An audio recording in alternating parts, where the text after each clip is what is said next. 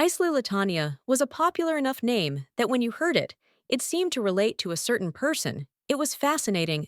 People have always discussed this name. Some thought it was the name of a little girl. However, whoever she was not famous. In fact, Isla was only a minor character in the novel The Girl Was Waiting for a Man. And when he arrived, she asked him to come in and sit down. The young man started with the most important thing he heard, that the lady sent people every day for a month to ask for an audience. It is not so easy to meet with him. The woman understood perfectly well who was in front of her. The Archduke's name was Carlberg Byron. He was more famous than the lady sitting opposite him. The blonde laughed slightly. She wanted to meet the hero because the Duke was not the kind of person who could see dogs and cows. The gentleman did not understand what was being discussed, but the lady continued. In any case, it was better to talk calmly. The girl could just take a closer look at the young man. When Carl finally agreed, the girl introduced herself as Isla Latania Spencer. The interlocutor had never heard of her, but that was okay, because she already knew that he would not remember. The woman's family had only recently received the title of aristocrats, so they were little known, and the young man had a thoughtful expression on his face. It didn't really matter what family the blonde came from. She came to meet Archduke Byron. The man said that he was busy reorganizing the army he expelled, exiled, and arrested the people sent, but the woman continued to seek a personal meeting. The maiden smiled. Now they could talk calmly. The young man hoped that this meeting was worthy of haunting him for a month. When the hero noticed such behavior, he was surprised that there was a person in the world who could laugh openly in front of him. For him, this was something strange. Carl was born straightforward, always spoke majestically, which caused him problems with the knights and members of the imperial family. Berg had broad shoulders and seemingly graceful features, but most ladies avoided him. It was not easy for them to approach him.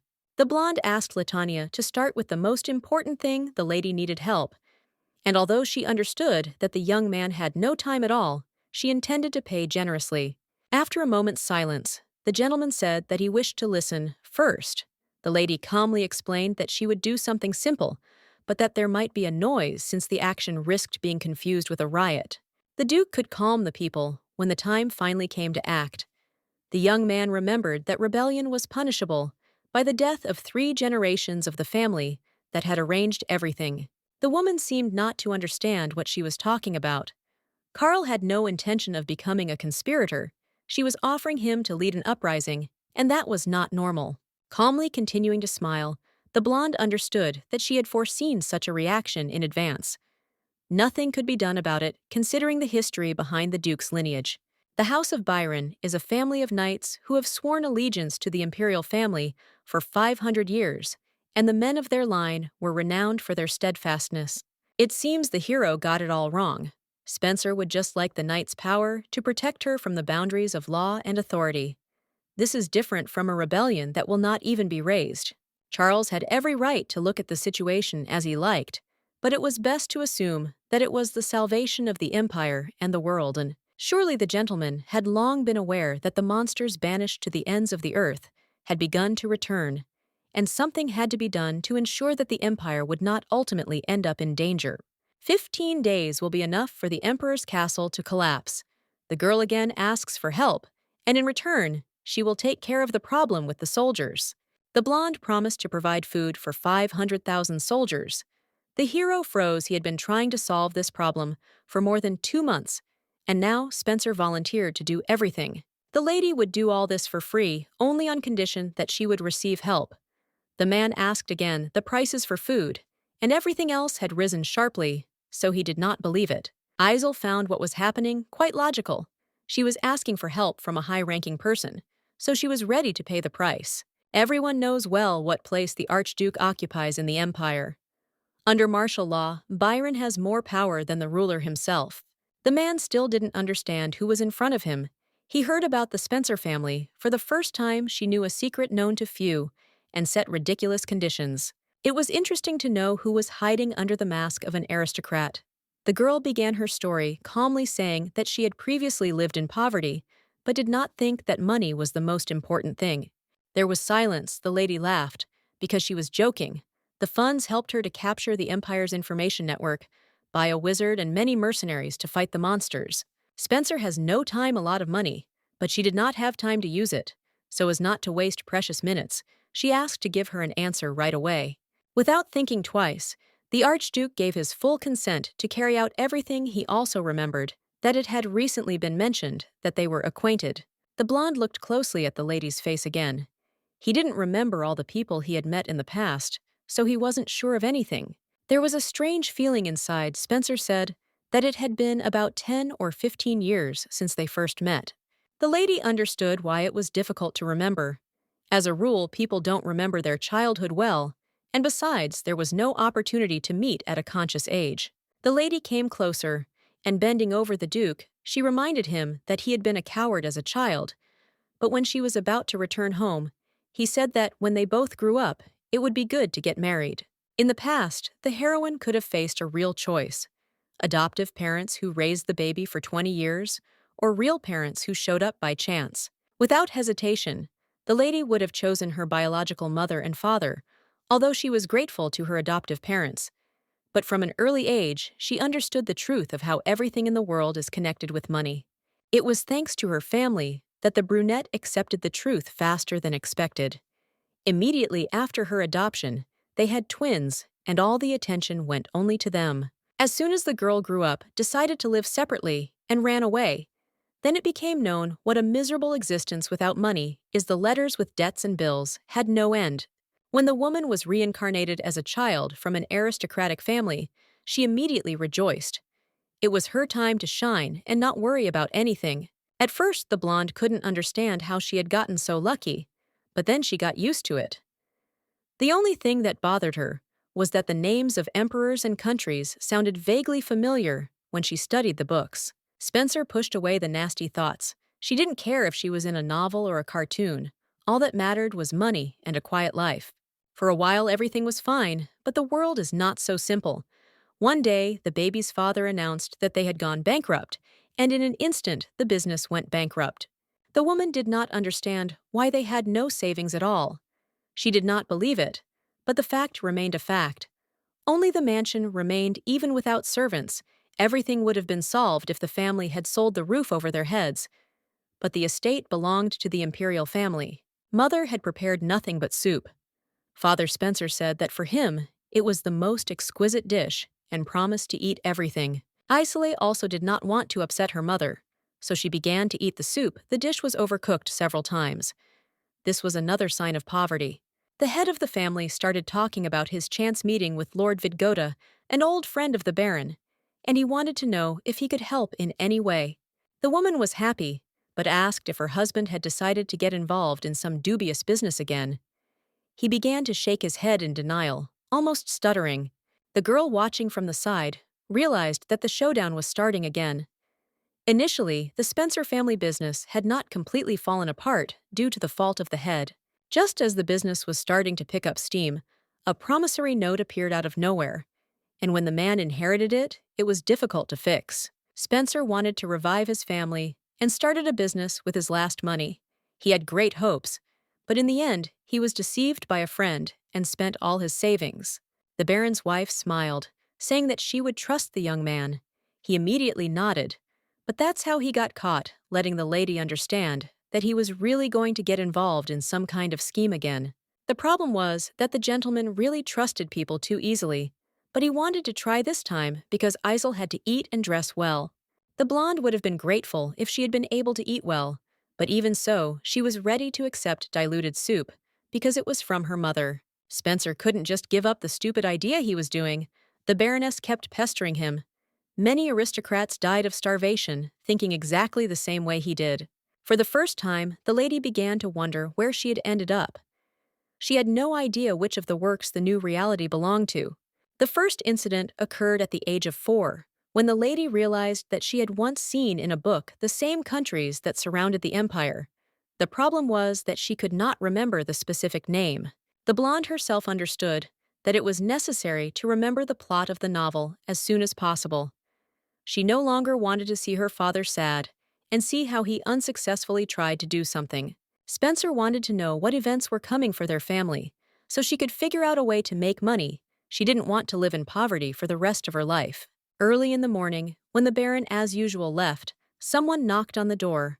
The girl did not want to open it, but she understood that if she did not go down, she would most likely regret it. There was a possibility that the arrivals had come for money, so Latanya tried to look as innocent as possible, looking with wide eyes. When the man asked if Isel was standing in front of him, she asked who he was. The brunette ignored and ordered her to answer. He looked irritated. The lady had an incredible desire to slam the door right in the young man's face, but there was no choice. She nodded, and then the stranger took out some paper. The brunette expressed hope that the lady at least knew how to read, but when she couldn't figure out the letters, he became even more angry than before. He muttered under his breath his displeasure, because he would have to take the girl with him, and also spend twice as much time training her. The lady smiled, but inside she was angry at what was said. The maiden realized what family the stranger belonged to, and said that he was stupid, since he himself did not understand how she guessed he could not do anything, because there was a child standing in front of him, but he began to boil with anger. The young man advised her not to accept Basquiel's invitation, and after that he left Spencer's side with displeasure. Her mood had been ruined since the morning. During the day, the girl showed the document to her parents.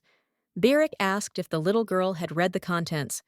She nodded. The descendants of the family can attend classes organized by the Duke's family. Previously, Isel did not know that her family was a side branch of the Basquiel house. As expected, she only remembered fragments, but she was sure that this family controlled the empire. The father did not force the little girl to go to classes, but she needed to understand that all the children attending classes came from high-ranking noble families. The parents were worried that their daughter would be discriminated against in that place, but Isela herself didn't care. She was worried about Beoric. He could have a mental wound. The blonde had no idea whether his daughter would be able to cope with the material, which was very difficult to learn. After all, those classes were taught by the best teachers in the empire. Mother assured Isel that everything would be fine. She had not been able to obtain basic knowledge, and there was no such opportunity in the future, so it was time to seize the chance. Even so, the woman understood her husband's feelings. It was difficult to explain that a child could be bullied because he came from a poor family. The girl agreed to go to classes despite everything, and soon she and her father found themselves at the entrance to the castle. It really was huge. The guard standing at the entrance looked at the document and could not believe his eyes. Beoric had to introduce himself, but his last name was not known to the public. The girl had never encountered such ignorance before. Anyone can hear a name for the first time in their life, but there is no point in talking about it out loud. The little girl didn't want to answer directly, but she found a way. She asked if the knight was a nobleman because he addressed Spencer as you. Even if the clothes looked unsightly, everyone had to understand that an aristocrat remains an aristocrat. Nothing changes. The guard stepped back and invited them to enter the castle. The Baron was getting more and more worried because even an ordinary person was belittling them, which meant that the situation in class should have been worse. After 10 minutes, the two found themselves at the main door. From there, Isel had to go alone. The father asked the lady to be careful, and going down, patted her on the head. Behind them, the voice of the same man who brought the message was heard. He did not expect to see Spencer in the castle, because it was obvious that they did not belong there.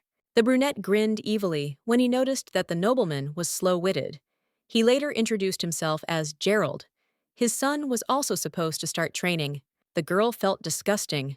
Basquiel made unpleasant comments, and on top of all this, he deigned to introduce himself after a few days of acquaintance. Spencer extended her hand to shake it, but the brunette demonstratively turned around and left, noting that he should hurry to class. As Gerald left, he wiped his sleeve as if he was disgusted, and this behavior made the lady even more angry. Spencer wanted to see what was so special about this man's son, and that gave her another reason to attend the classes. The girl entered the hall. Strangely enough, there was only one person there, although it seemed like the lesson was supposed to start in a few minutes. Having climbed down from the stands, the child came up to introduce herself, but when she pronounced Lanciayu's name incorrectly, she almost burst into tears from shame. She clearly had a dialect, and when she calmed down a little, she told me that her father was from Herta and her mother from the province of Laber, and they moved to Arafox. The little girl trained herself to speak correctly, because in the capital, they despise those who speak in dialect, But when she gets nervous, she still can't control herself. In fact, this is true. But people from the capital are generally picky. They despise low status or poverty. The blonde calmed down a little and introduced herself. Normally, she is from the Ermid clan. Another person entered the hall. He immediately addressed Isel, while Lancia, who was standing behind, began to shake. She did not understand what was happening. The brunette smiled contemptuously. He had heard from his father that the girl had only status from the aristocrat, and that was low. She shouldn't have come. Turning to Lancia, he looked at her with disapproval, knowing who was in front of her. She still got involved with someone unknown. Spencer stood silently, but gave the boy an angry look after a moment. She asked how old he was to lead up to her answer. The boy remained arrogant. He stated that he was older than Isel. He was 10 years old. Saying this information, the young man did not know what awaited him. The little girl asked what the older one was doing in a group with 8-year-olds. Maybe he was just stupid? The hero froze in horror. But that was not all. Despite their age difference, their heights were almost the same. Lancia was taller than the boy. And so, Isla asked if he was really 10 years old. The girl watched as the hero became even more angry. Every time she saw annoying people, the words burst out as if by themselves. The brunette began to apologize, reminding that he had a high status. Several more guys had already gathered and were interested in what was happening. The blonde said she didn't know who Raven Bascule was. Ermin confirmed she had never heard of the man. The boy was already beginning to get really angry. He started shouting louder once again, forcing her to apologize. The lady didn't know what would happen if she refused. Spencer quickly came up with a way to get revenge on Raven. He ordered her to kneel down and apologize properly. It was his mistake. The blonde didn't resist and came closer. A moment later, she hit the guy in the nose with her forehead. He started bleeding. It was worthy of joy. Raven decided that he would not listen to the lecture because it hurt, so he immediately ran out of the classroom. However, the lady did not care. She did not want to silently endure the bullying. The teacher entered the hall. He immediately looked around the seats and realized that one person was missing. But first, he decided to properly introduce himself to the class. The man's name was Erzakiel, a scholar of the Bascule family, who was going to be responsible for the boys who were sent to the lesson. First, the young man studied the hall. The blonde looked like a servant. Ermund was obviously sitting next to her. He had repeatedly encountered a situation where they brought servants with them. The man stated that he hoped Lancia would hear him and send the maid away, but Isolé interrupted, saying that she was in fact a noblewoman. The blonde handed over a paper, an official document, that had been brought to her a few days ago. She saw condemnation in the eyes, because she did not look like a descendant of the Bascule side branch. Erzakiel apologized for his mistake, and left. The girl was even surprised, because she thought that he would ignore what was said. He easily admitted that he was wrong. At the end of the lesson, the young man said that they needed to read a book, after which there might be an exam. No one wanted this because whenever it comes to studying, children are always against it. The girl thought that the publication would be given out for free, but then the magician said that the book could easily be bought in any store on the main street of the city. The class ended when everyone left. The teacher called Isel and gave her his edition. Then he gave her a few more, while she didn't understand what was happening. The hero asked to follow him, and Spencer began to get angry in advance, thinking that she was simply being forced to work given her background. Latania offered to help, but the blonde promised that everything would be fine and said that she would be back soon. Finally, when the two stopped to let the girl catch her breath, the man took one book but left one behind. Isley didn't understand why that happened. The teacher had a similar book. He didn't need a second one. The heroine asked again what this had to do with the fact that he gave one edition. The man pretended that the book was old. Spencer looked at the cover. It was in perfect condition. It was obvious that no one had ever read it. The girl knew that she was called simply to give the publication away, so that no one would know that she had not bought it. She sincerely thanked her and was about to leave. Opening the first page, the lady realized that the last name was familiar to her Velen. It seemed that the woman began to remember what she had once read. She had just met Archmage Burgivos. He was a wizard who controlled the sea surface, a character who was always accompanied by storms and rains. Before going out to sea, sailors usually drank alcohol and sang songs to swallow the storm caused by Velen. There was a special phrase that showed the power of a man. In the novel, the mage was in his early 40s and wore a monocle, which is probably around the age he became an archmage, meaning the events take place 10 years before. Isley tried to remember the plot of the book again, but then she was pulled out. They were already driving home. Lancia asked if Spencer was in pain. She looked a little worried. The blonde said that she was fine and thanked them for giving her a lift so that she wouldn't have to carry the heavy book herself. She asked a question in return. Lancia was also humiliated in a way, but she said that she didn't see a problem because compared to her, Isley had it worse. Despite the fact that she was broke, she still looked more like an aristocrat. When they arrived at the estate, the lady thanked them again and asked them not to worry about the accent. After all, the dialect sounded quite nice. The most important thing is to remain confident in yourself because it doesn't matter that the girl uses some unusual words. Dinner was taking place. The blind priest Vahidan Paddleton Baskiel started a conversation, breaking the silence. He heard an interesting piece of news about what happened in class. His grandson left the class because his nose was bleeding. When the boy heard this, he immediately froze. He was afraid of what the consequences would be. The master respected his son's position for 2 years and even gave his own instructions to Raven. But even that was not enough. It happened unexpectedly. Gerald tried to explain, saying that the boy was still small, but he was interrupted because the address was addressed to a child. He has a mouth. He could speak for himself. The brunette was asked if he had followed the order simply because he was injured, or if there was something else. He seemed to have been beaten by a pathetic girl. Winster made another attempt to say something, but was again cut off. The man sitting at the table smiled, which caused anger. Trying to calm down, Gerald clenched his hand into a fist under the table, which made it a little easier for him to cope with what was happening, which was upsetting him. For Vahidin, the fact that an indirect descendant decided to touch a direct one was amusing. The master ordered that the girl be brought in for a conversation. When dinner was over, the chief stood up and left, leaving only 3. Gerald turned to his son with a voice full of hatred, disgusted by the situation they had found themselves in. At this time, Spencer was still trying to piece together the pieces of information strangely, but the affair with Velen did not seem to be romantic. The girl already had a rough idea for the piece, but she couldn't remember the details. Only despair and destruction, the extinction of people, came to mind. It became clear that the world the lady had found herself in would perish. Despite the fact that she had gaps in her memory, the overall picture was still emerging. Evil was to spread, and the people who tried to stop it would become the main characters.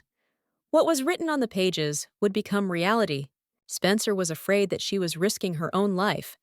Initially, her family was ruined, but now she was facing death, which was a bigger problem. Even though Isolé suffered hardships from poverty day after day, the world looked calm and serene, as if nothing was threatening it. The war seemed something distant and alien. It was difficult to imagine monsters raging in the capital. The girl was afraid that everything would be destroyed. The girl came to the shop where she was met by an old man. He asked what business she had come for, and assumed that she wanted to borrow a book again. The man was tired of repeating that he worked in a store where publications were usually bought, but he still gave the girl one book again. He felt sorry for her. The little girl said that she actually needed something else. The lady was not looking for a playmate. She had some important question. Handing over the publication, Spencer asked if it was true that there was only one newspaper publication in the capital. It turned out that there were actually 3. When the lady received the answer, she asked about the morning newspaper. The old man was about to say something, but changed his mind. The little girl cannot have serious intentions. The blonde started talking about Knox. The publishing house had only recently opened, and the man jokingly asked if the girl was going to get a job there. Isolé had another plan. It was that newspaper that first reported about the approaching end of the world, despite the desire of the nobles to hide the truth of their lives. The consequences of the news still came to light with regularity. The red-eyed woman was becoming more and more immersed in reality. She hadn't messed anything up. The publisher was truthful, and this was confirmed by the novel. The woman was unsure of her feelings. The newspaper was either going to upset her or, on the contrary, make her happy. It was not known what would happen the next day, but in general, the lady might have a way to earn money and escape poverty. More importantly, no matter how hard the little girl tried, She could not remember the main characters of the story, and this upset her greatly. The girl strained her memory with all her might, but even so, she was powerless to change anything. Besides, the characters were probably children. The situation was strange, but Spencer decided to collect her thoughts. She needed to think positively and use the knowledge she had gained. Of course, the little girl couldn't tell her parents the truth. If something happened in the future, she would have to sort it out on her own. Isole was distracted from her thoughts. She was already at home with her family. Beoric assumed that his daughter's thoughtfulness was connected with something bad. The blonde asked again, and still found the strength to clarify whether something bad was happening during the lectures. He didn't want his daughter to suffer. It was already late evening when someone started knocking on the door. The young man opened it, and his identity was clarified from the threshold without introducing himself. The only thing Spencer understood was that there were knights in front of him.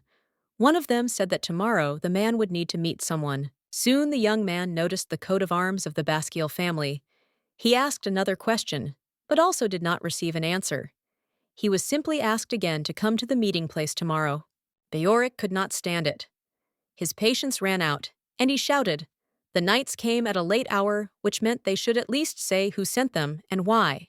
There was a moment of silence. Then one of them removed his hood and introduced himself as Baron Bramberg. He said that he was Vahidian's personal guard. The blonde was even more embarrassed because he couldn't believe his eyes. His Excellency wanted to meet Isel personally. He asks his father to accompany her. The Baron still didn't give any details. Everything will only be known tomorrow. The letter will need to be shown at the entrance, and most importantly, not to be late. When the man returned back to the house, his wife met him there, and a strange atmosphere hung in the air which was difficult to read.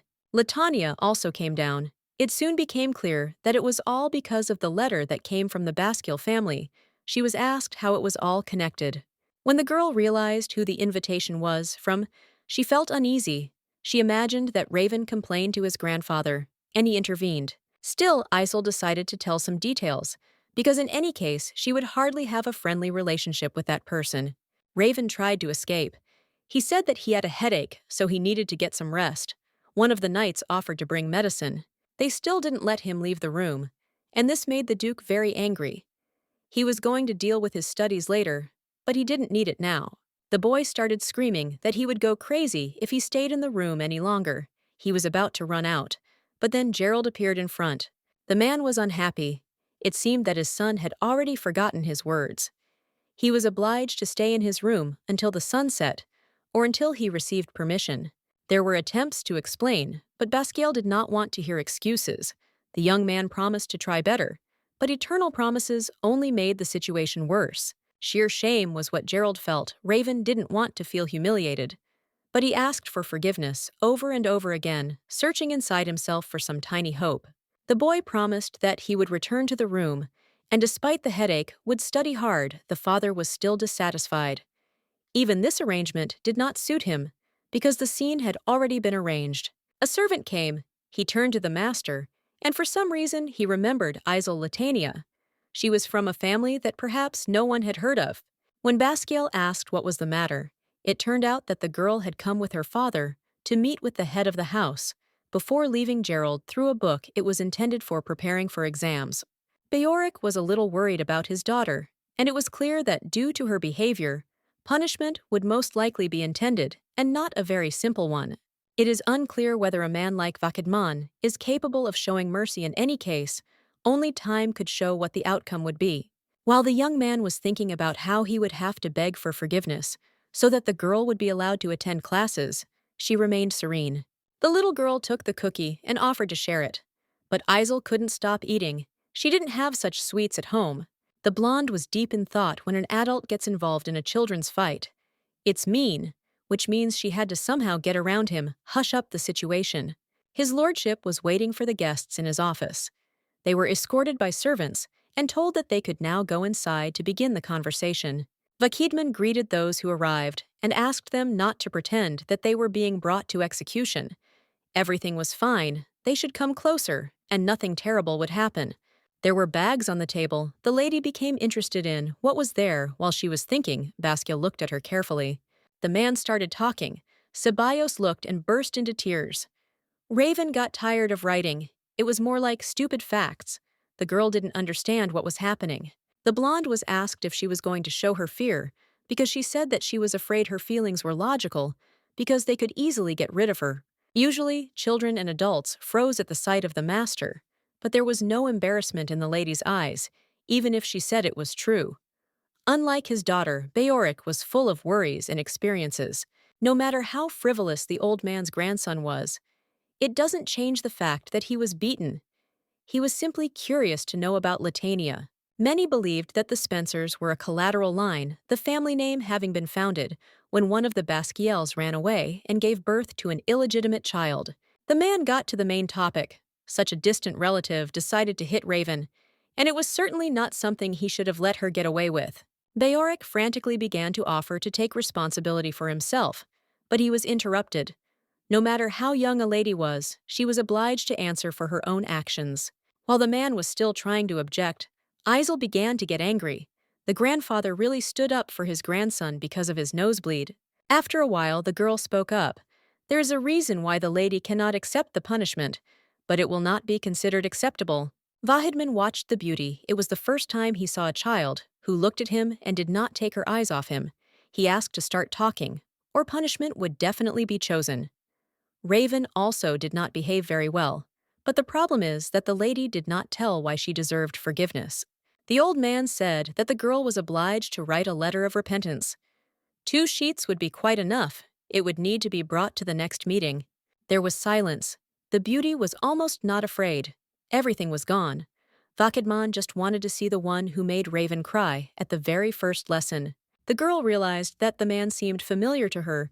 He died in an accident before the start of the original story. Isel noticed the bags that were on the table. She opened one of them and sighed. There were many small bottles. It was strange. The father reproached his daughter for the way she was behaving, but she spoke to the Duke, asking him to ask a question. It seemed there was gunpowder there. The smell was incredibly strong. The old man raised an eyebrow. The vials were sealed tightly, meaning nothing should leak out. The blonde continued asking questions. She remembered what caused the man's death. He was at the epicenter of the explosion. He could not survive. Gunpowder was originally imported to expand the Basquiel family's military operations, but to save salt vinegar and sulfur, it was made up of a lot of cheap sugars. Due to the replacement of the particle, the stability of the gunpowder to storage decreased, which led to a sudden explosion, and the death of the Duke. His death led to internal strife in the family. The blonde sincerely hoped that her hint helped, and in the end, Vakidman figured out what was what, and then he had to figure it out on his own. Soon the girl met Lancia. She asked how everything went, instead of answering. Latanya asked to speak calmly, even if it was in dialect. Spencer wanted to know what the question was.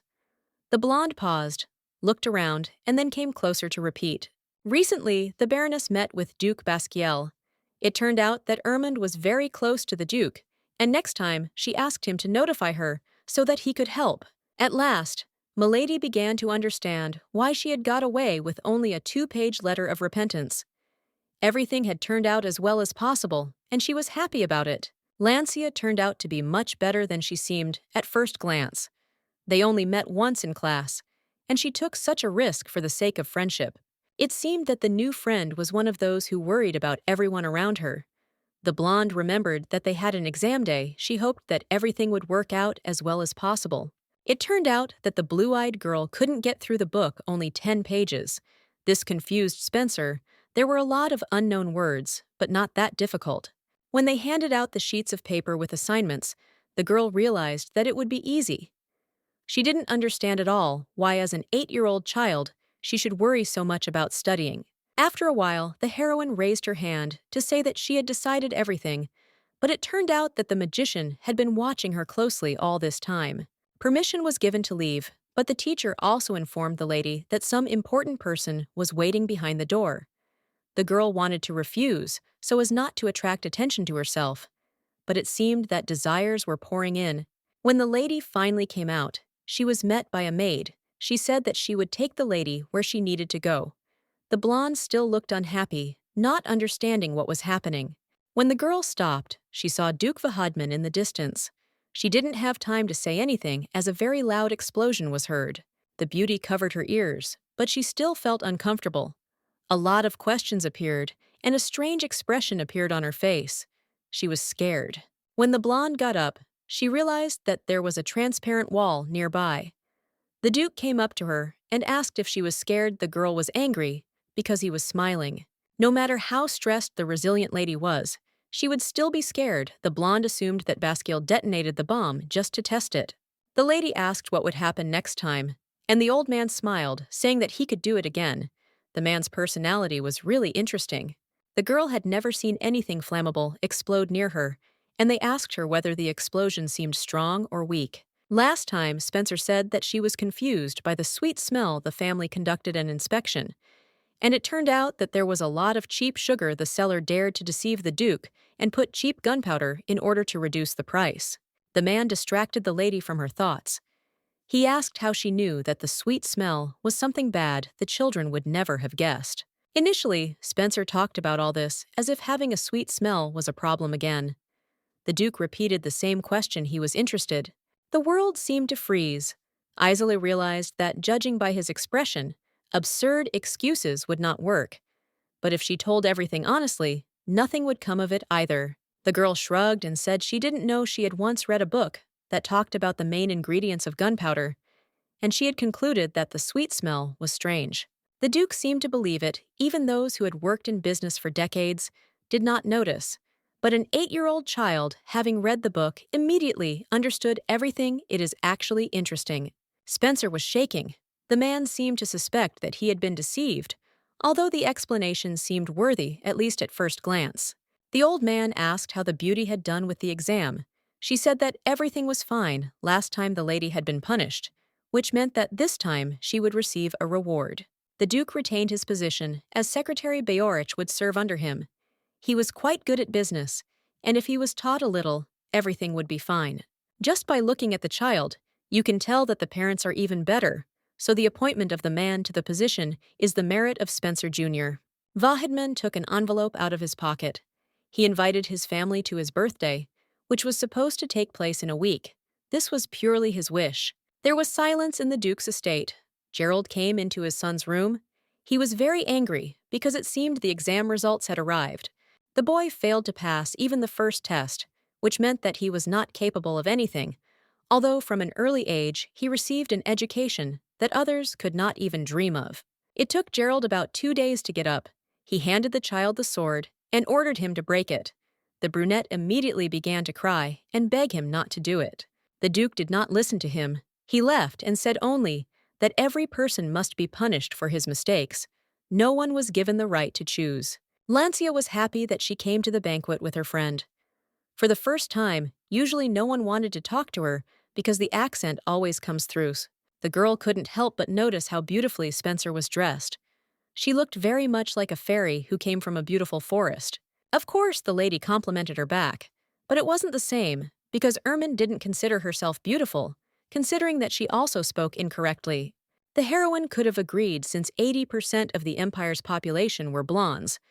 But for Spencer, there was something special about her friend. In the world she came from, she lived among people with thick black hair, so her shining locks really did attract attention. The Duke approached them. Isolde immediately introduced herself properly. She was truly happy to meet. He asked for forgiveness for forcing her to take care of his daughter. He did not have enough time to look after her. The blonde nodded. Everything was fine. There was no point in worrying, because she was glad to be near her and spend time while she had the opportunity. Ermin nodded and asked another question. He heard that the lady was unable to come to the banquet with her parents.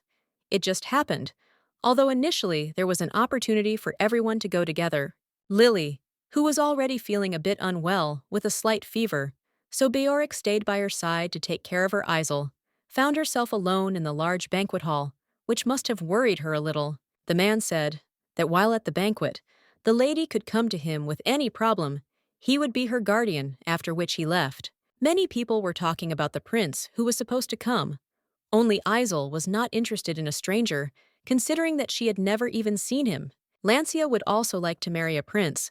She was not afraid that he would be stupid or ugly, because in fairy tales they were always exactly like that. There was a not-so-good atmosphere in the other part of the room. Raven stood near the window and did not move while everyone else was whispering right behind his back. Rumor had it that Vahidman's grandson was a black sheep. The young gentleman was unable to enter the academy, so he had to accept the fact that wherever he went, he would always be labeled. The boy lost his favorite sword. He was locked in a room for 10 hours every day, so that he had no time to be distracted by anything other than studying. He was also allowed to sleep only after midnight. The young man was angry at Isel, believing that everything started only because of her. He was constantly compared to her, so he decided to take revenge. Lancia went to get some sweets. The lady was left alone. The people from the Basquiel family were walking back and forth to greet the guests, and the young master stood in the corner, all alone. They say that position makes the man, but the sight of a man who occupies a prominent position but does nothing was truly detrimental. The girl noticed how some child approached Raven, but he pushed him away. She was not going to interfere, but seeing how he picked up a knife, she quickly rushed forward. Prince Ishmael had already arrived. Gerald had met him. It seemed that this was the first time the young man had left his castle to meet people and talk to someone. The man bowed in respect, and the people around him whispered, because the boy was not supposed to become an emperor, and therefore did not require such respect. A representative of the Basquiel family didn't have to bow his head to just the fifth prince. His position had been quite precarious lately. The choice of Duke Vahidman's successor was just around the corner. Gerald understood that Raven's appearance was enough for everyone to forget about him, in which case he was forced to maintain contact with the imperial family. The prince said that a nobleman was not obliged to be so polite to him, but the brunette shook his head for a servant who enjoyed the king's favor. This was a completely normal reaction. The young man decided to ask about Raven. He heard that the hero failed at the academy this time, but he would surely be lucky next time. In fact, Gerald did not want to support his son's wishes. He had already disgraced him. Ishmael chuckled. There was still time he could have given him another chance. The blonde knew where the conversation was heading, so he asked for forgiveness for what he said he hoped that everything would be forgiven, given his age. The prince wanted to say something else, but his assistant turned to him. The brunette was angry at this time. He didn't like the fact that he was so unceremoniously interrupted mid-sentence. Something happened. The young man ran away to find out how to change the situation, leaving the duke wondering why he was being treated like that. Ishmael had already told the child that he would be there for him, and had only gone away for 10 minutes. But during that short time, something bad had managed to happen. The young man found himself at the scene of the incident. The blonde man stood behind the girl who shielded him and cried, while the brunette standing in front of them continued to shout something. Ishmael wanted to know who it was in front of him, because the beauty remained calm, even in an unpredictable situation. She told Raven that his behavior was dangerous. Basquiel screamed that now, because of Spencer, he has to sit locked up every day. He even lost the sword that he valued, like his life. No one asked him. The blonde shrugged. She didn't see the point in being asked about anything. Since it was Raven's fault, she didn't do anything like that. Isel was ordered to shut up because she was only annoying more. The duke was still sure that everything happened because of the lady. The boy standing behind her was the first to push the stranger. The woman did not understand what to do.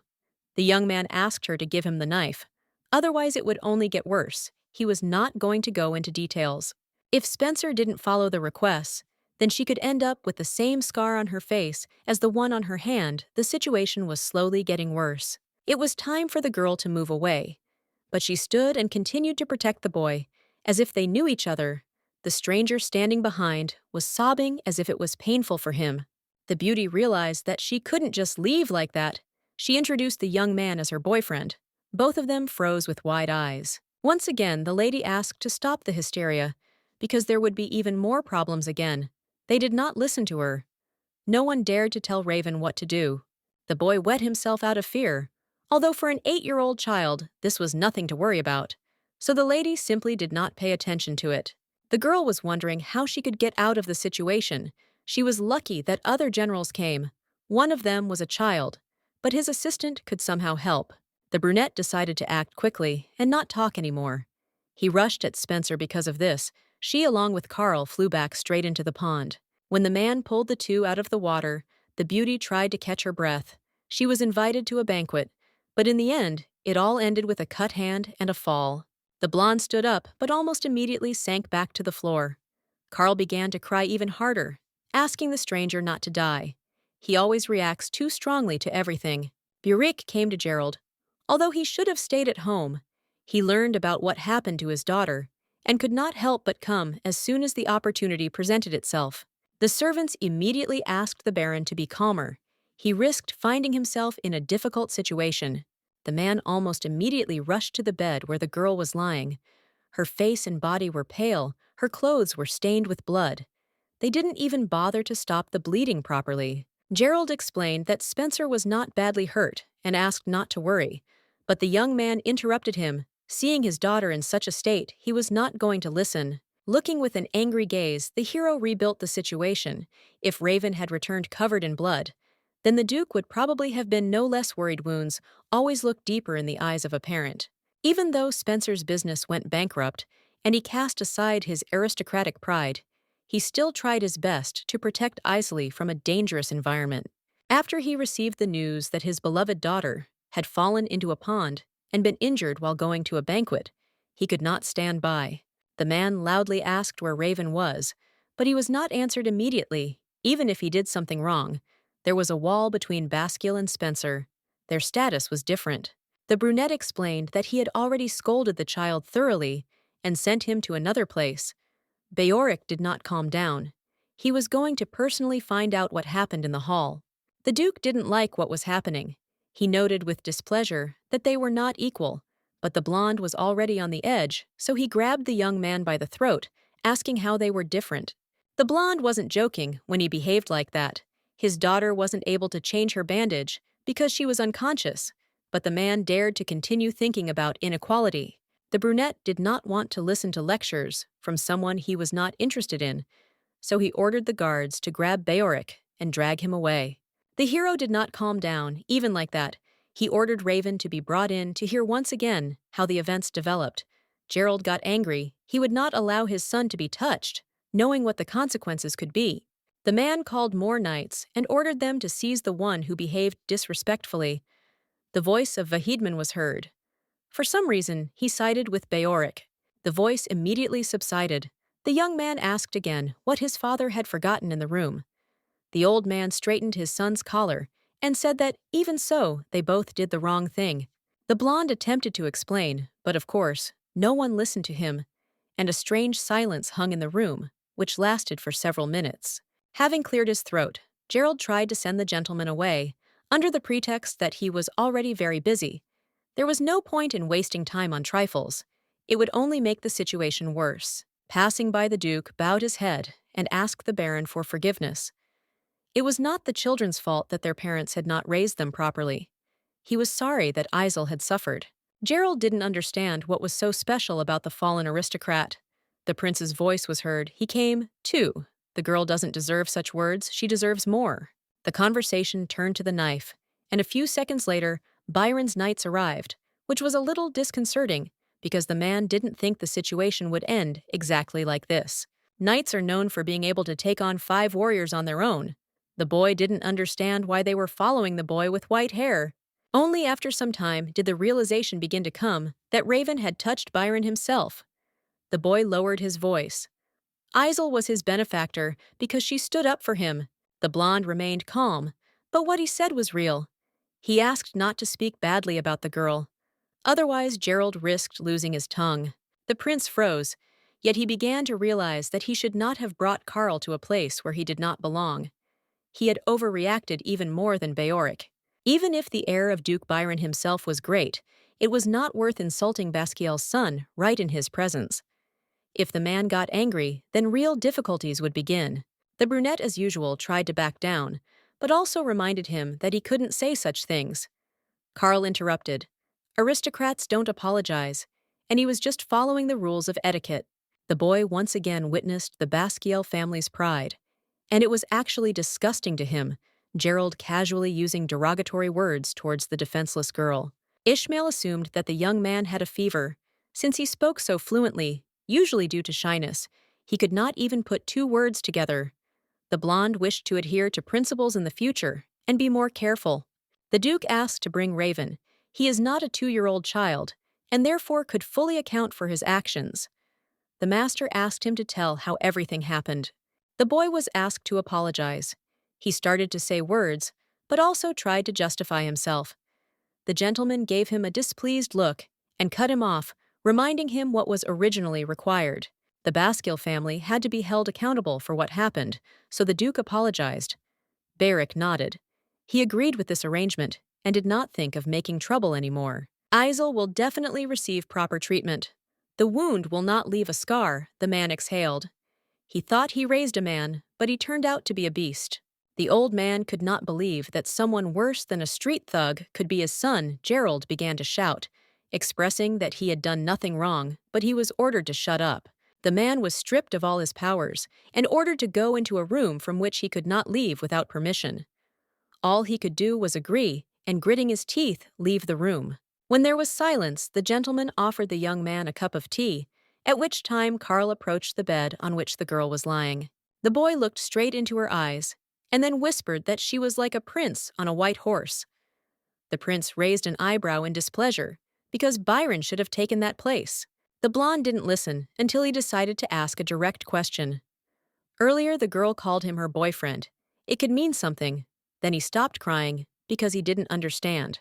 Ismail was well aware that the Duke's family had a very strict education, but he did not suspect that it was forbidden to raise any intersexual relations there.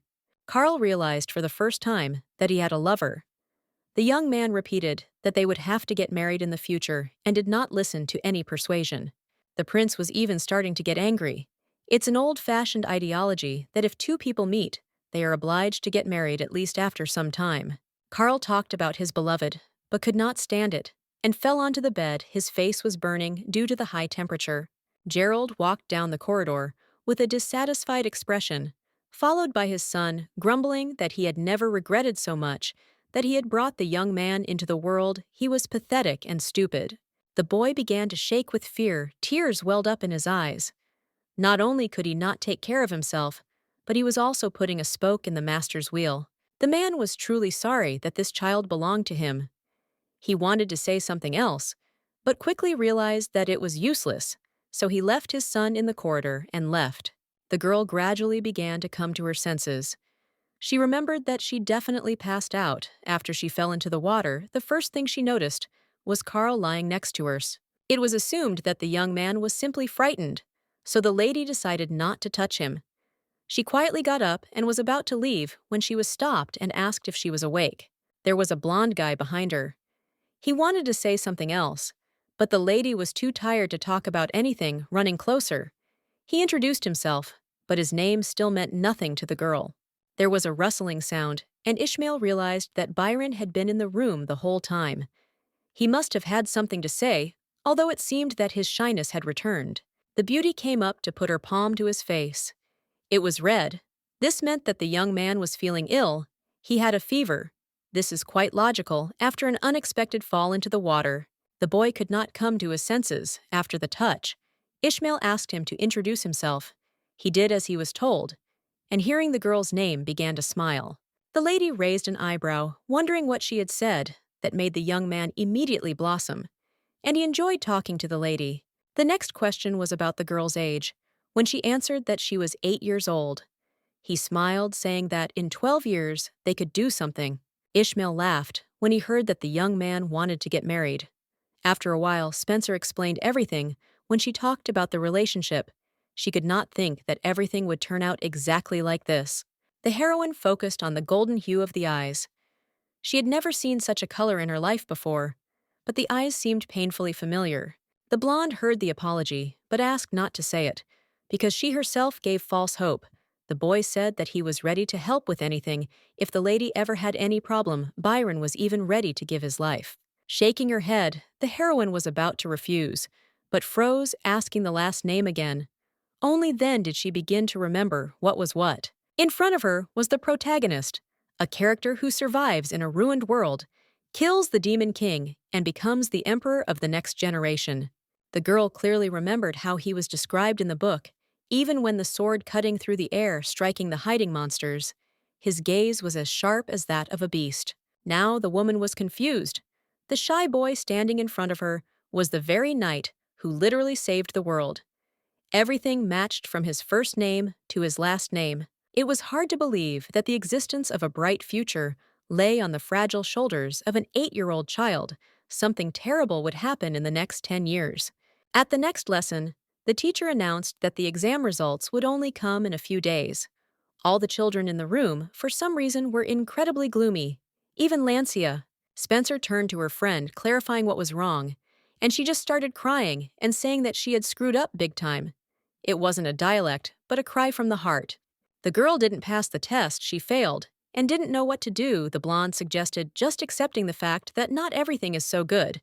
But in response, she received even more tears. In her past life, the heroine was an orphan, with no other options but to study hard, so she could never imagine failing a test. Spencer tried to say that happiness is not about grades, but that didn't mean you had to be happy if your grades were low, because it was much more pleasant to receive praise than criticism. The lesson ended. It was time to leave again. Latania invited Ermin to go with her. They could go together once since the series of exams was over. 3 times a week, the girl went to classes. Vahidman accepted Beoric's conditions, although in fact he had every right to refuse. But trying to make amends and having an interest in Isel, he agreed. Thanks to this, the girl's name flashed everywhere. And quite often, the heroine also noticed that Raven had not been seen for a long time. At first, he appeared at several classes, but then completely disappeared. Initially, Spencer was not very keen on worrying about someone like Baskill Jr. The fact that the boy had made an attempt on Byron had not leaked out into high society. Everyone was ordered to keep quiet. Isel didn't ask any questions, and Vakidman, accordingly, didn't dare to raise such a topic. It was still strange that such an incident would just fade away. Even Baskiel had a hard time escaping punishment for the assassination attempt on the prince, who was part of the imperial family. No matter what the status of the person, he was obliged to receive what he deserved. Lancia introduced herself as soon as they came to the Duke. The man knew her family well. He asked if everything was okay with Sakal, and the girl nodded. The lady happened to notice an official document that spoke about the annual festival.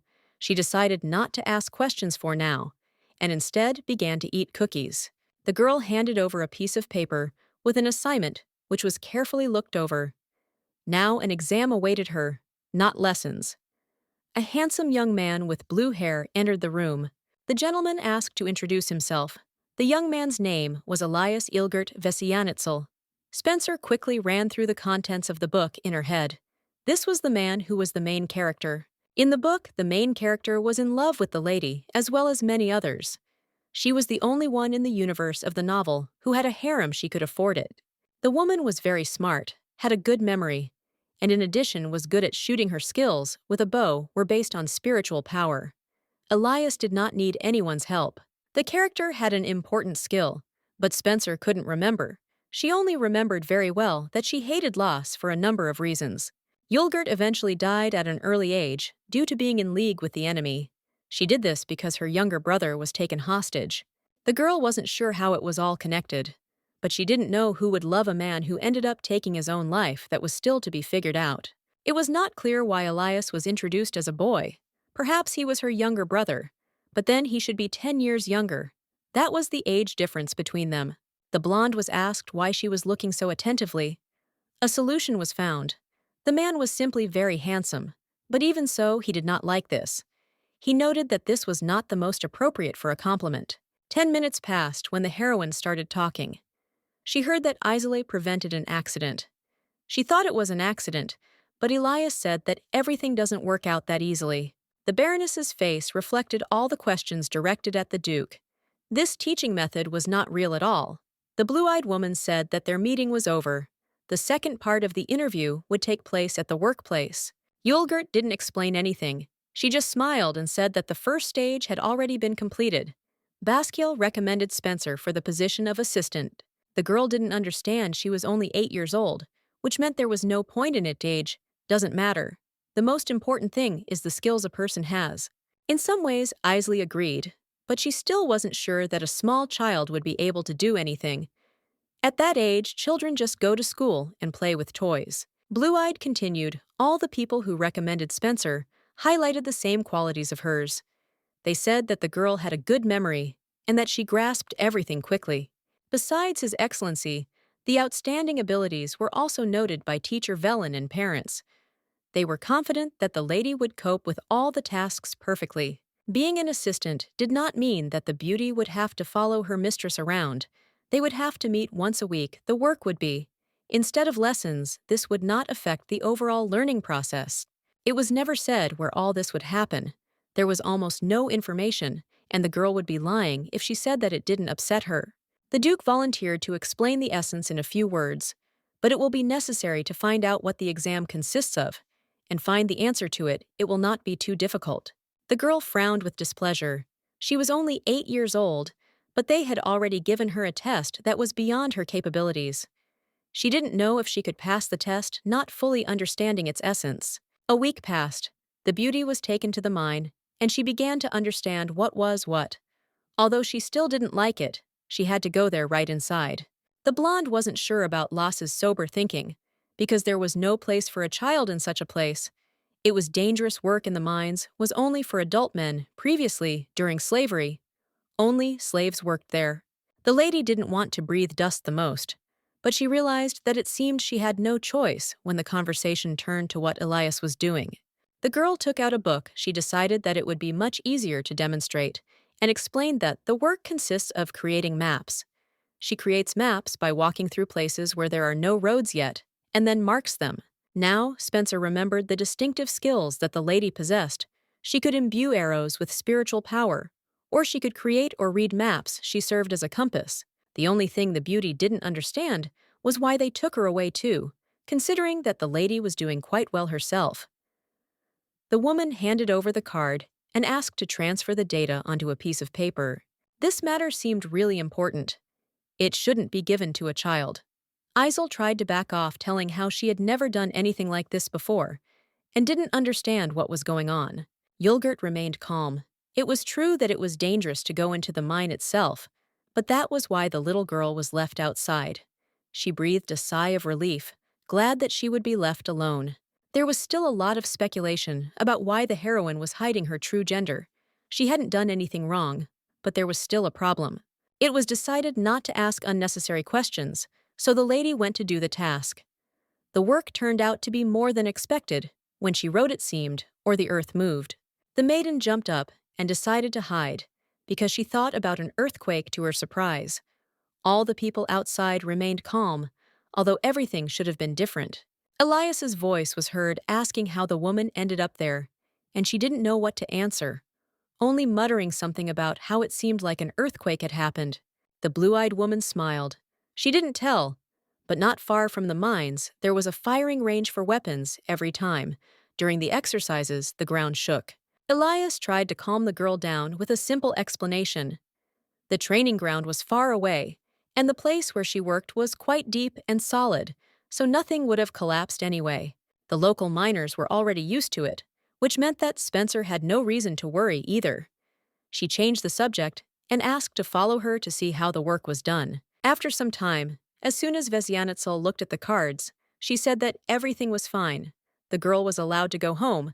The carriage should already be waiting outside. When the lady arrived at the meeting place with the Duke, he asked what had happened. She looked crumpled because she was frightened by the sound and accidentally fell. She should have taken a bath and rested a little. The man asked why the girl looked so displeased. She asked if the point of the exam was to find out who the person who had taken it was. He clarified why the heroine thought so. For him, this person is not close, and the work is not connected with the classes. The heroine could have answered the question of what the exam consisted of, but she herself did not know anything. It was Spencer who initially asked who this man really was, so the question should be answered by His Excellency, not the child. The girl came to an outrageous conclusion. The hero did not think that the people who raised the beauty would approve of his actions. She shifted all responsibility onto another person. However, the Duke could not answer simply. He continued to persistently hide Elias's true identity, and in return, he handed over a scarlet-colored bag, inside of which was gold. The blonde already wanted to ask what was what, but everything was already explained to her. If she managed to double the coins, they would give her all the contents, but if she was not capable of this, she would never again be accepted into Baskil's mansion. Preventing the end of the world is not that easy. You still have to work hard for it. After much thought, the woman decided that it was impossible to stop the inevitable, so she came to the conclusion that she needed to save up money, buy an island, and hide there. There were many limitations in the world. The child was capable of little. She had practically no options, but still the heroine tried to build a special plan. The little girl was met by one of the servants. He asked what she needed, but in response, he received only a silent smile. She obviously did not know where she came, since she could not even explain the purpose of her visit. A woman came up, noticing that the conversation was unfolding. The blonde looked around. She didn't often see Nine Tails as a child. She worked in a capital bar in such a place. There were only people with money who wanted to hit the jackpot. Unlike other information guilds that were located in dark, gloomy places, these people were located in a busy area. While the two were discussing what to do with the child, she caught the attention of the red-haired man. The hero addressed the noblewoman respectfully and bowed down to listen to her. In front of her was Vesemir Winston. There was no doubt, or as he was also called, the nine-tailed one. The blonde lowered her voice. She knew that this man would do anything for money. Hearing this, he immediately picked up the girl and said that they would be right back right after the conversation. The beauty was seated in a chair in the office. She did not know what to do next because, being a child, she should not have created an atmosphere conducive to negotiations. The red-haired man asked who sent the baby, and she proudly gave her name. These were not jokes. No one sold her the information. She found the person she needed on her own. Vesemir was starting to get irritated. The girl could think about anything, but she should be more careful, so as not to get herself into a lot of trouble. It would be better for her to answer the question posed. The blonde, shrugging her shoulders, repeated the same thing, and this confused him even more. An ordinary child would have already burst into tears because of the suddenly threatening atmosphere, but her facial expression did not change. Initially, the purpose of the visit was something special. It would be hard to believe, but the heroine heard that there are people who have been buying and selling information since the age of 7. I wanted to scream. The nine-tailed one had never told anyone about such things. Besides, there were those who knew the guy at that age, but had died long ago, doing not very good things, taking the secret with them. There was a goddess of Daggerspear and betrayal. Her name was Kaleum, and Vesemir was her ardent follower, believing that she was the being who could grant what he desired. The nickname comes from the wolf that Kaleum raised. As the girl understood, this was how Kaleum wanted to protect herself. However, people usually ask who could have leaked the information. The blonde knew what to say. She had already come up with what came from the goddess after the revelation. This, of course, was a lie, but since the maiden had read the book, she had revelations from the author that would be useful to her. Now the man began to understand that this orphan wandering around the hall was the messenger of God in whom he had believed all his life, and now he would receive what he had been waiting for all this time. Tears started flowing from her eyes against her will. Spencer froze and cleared her throat. She had absolutely no idea how to react to such a manifestation. It was already too much. The blonde should have already started to feel guilty, but she quickly sat down. The whole world was in danger, which meant that she had to think mainly only about this. When the heroine said that, during all this time, Vesemir had managed to accomplish a lot. He rushed to hug her and cried even more. After 10 minutes, he calmed down and asked for forgiveness. The girl decided to move on to her request. The woman asked to be called by her name.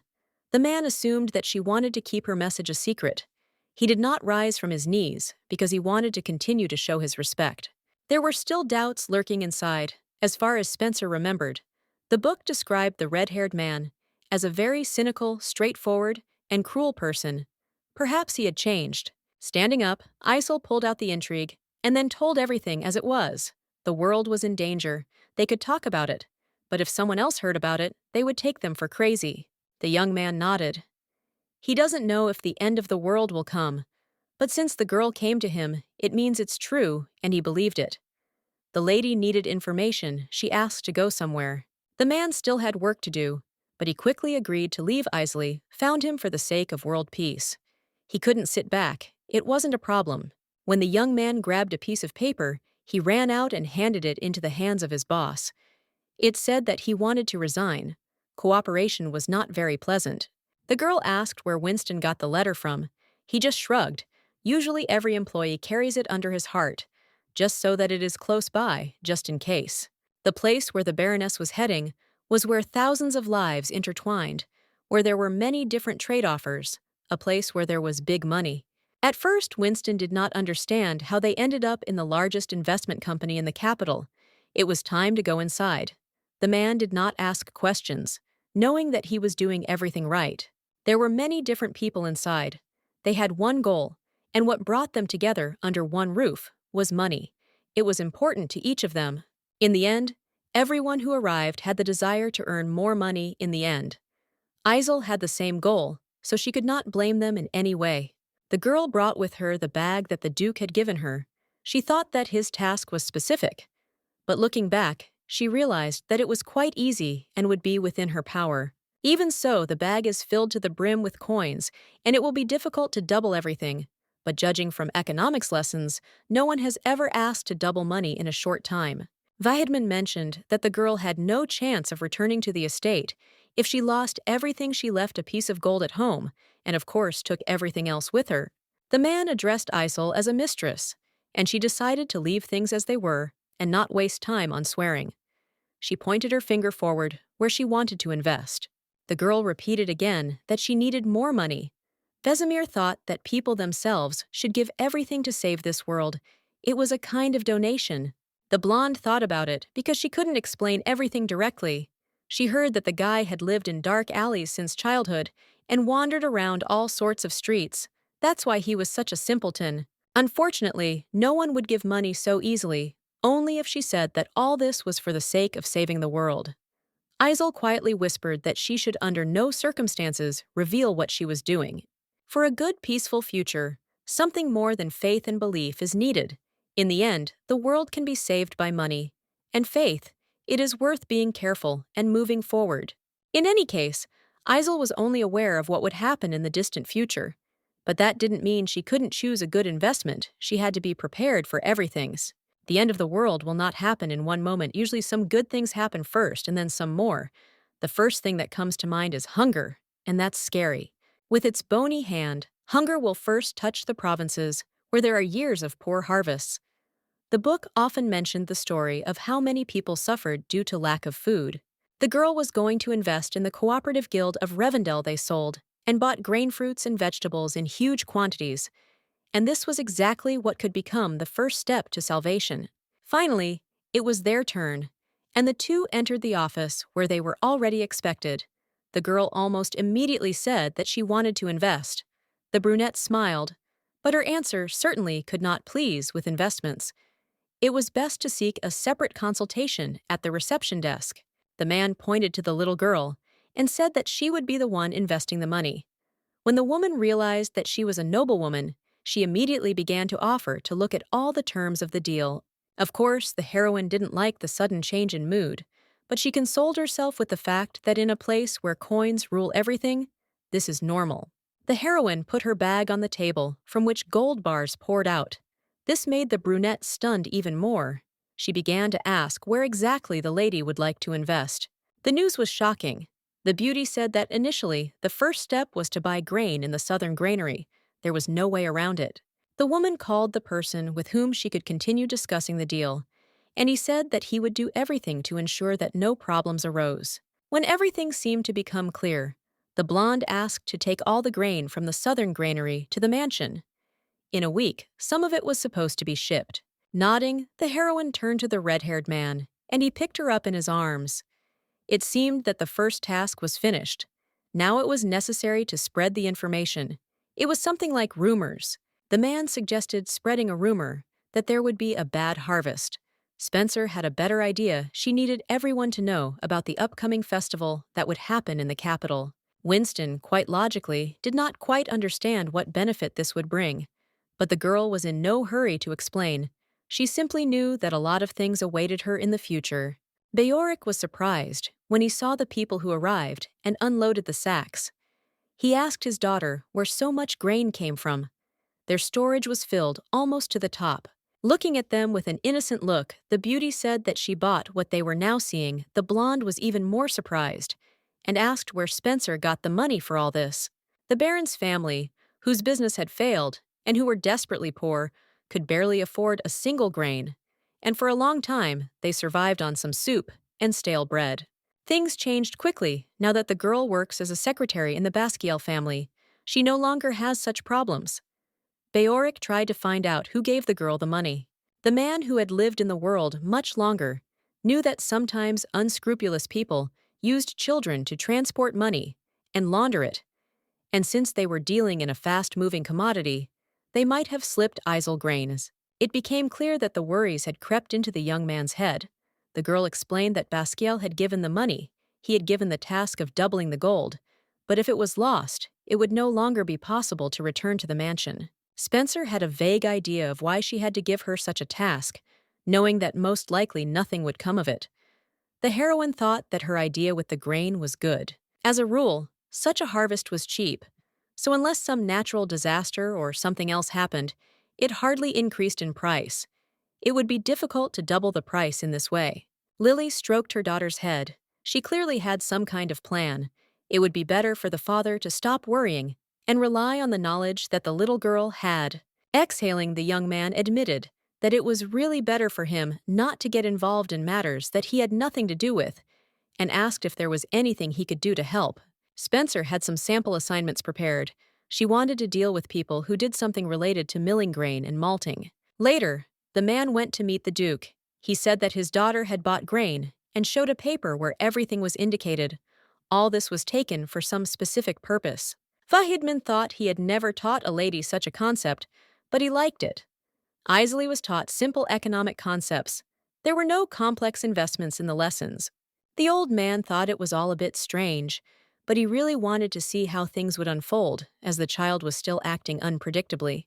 A request was made to leave everything as it was, and watch until the lady herself came. With the result, the man asked how Gerald and Raven were doing. The boy was undergoing training, but as it turned out, his father was not doing anything. He was just sitting in his room. He had not come out since he was appointed on probation. The Duke sighed with displeasure. The young man behaved pathetically. Gerald was greedy and very capable, so he was ahead of Enoch, despite being younger, but the elder was rated higher, despite everything. Enoch was better at achieving success, but there was a significant difference between the younger one, who only took the safe path, and the one who sometimes walked the crooked path. Basquiel showed the appearance of a typical aristocrat, weak before the strong and strong before the weak. So as hard as he struck others, he received them back just as hard. The next day, it was necessary to conclude a contract for a watermill. Those who were in charge of the estate were even surprised when they heard such a proposal. Initially, the mill could be used by anyone, if they paid money, even without any contracts. There were quite a few buildings, so they were not in great demand. The man asked why the girl should get involved in unnecessary problems.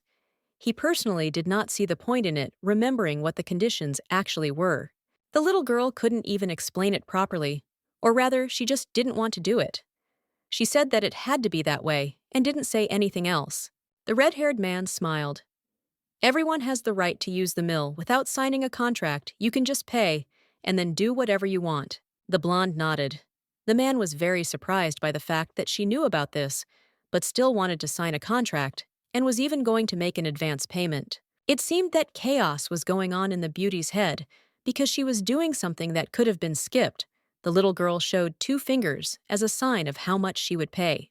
The sum of 2 silver coins is not small, but for some reason, the young man was upset. Suddenly, the heroine took 2 gold bars out of her pocket. They were shining in the sun, attracting attention. An old man who had not taken part in the conversation all this time ran forward. That would be enough now, Spencer had to say when the mill was needed, and they would free the mill.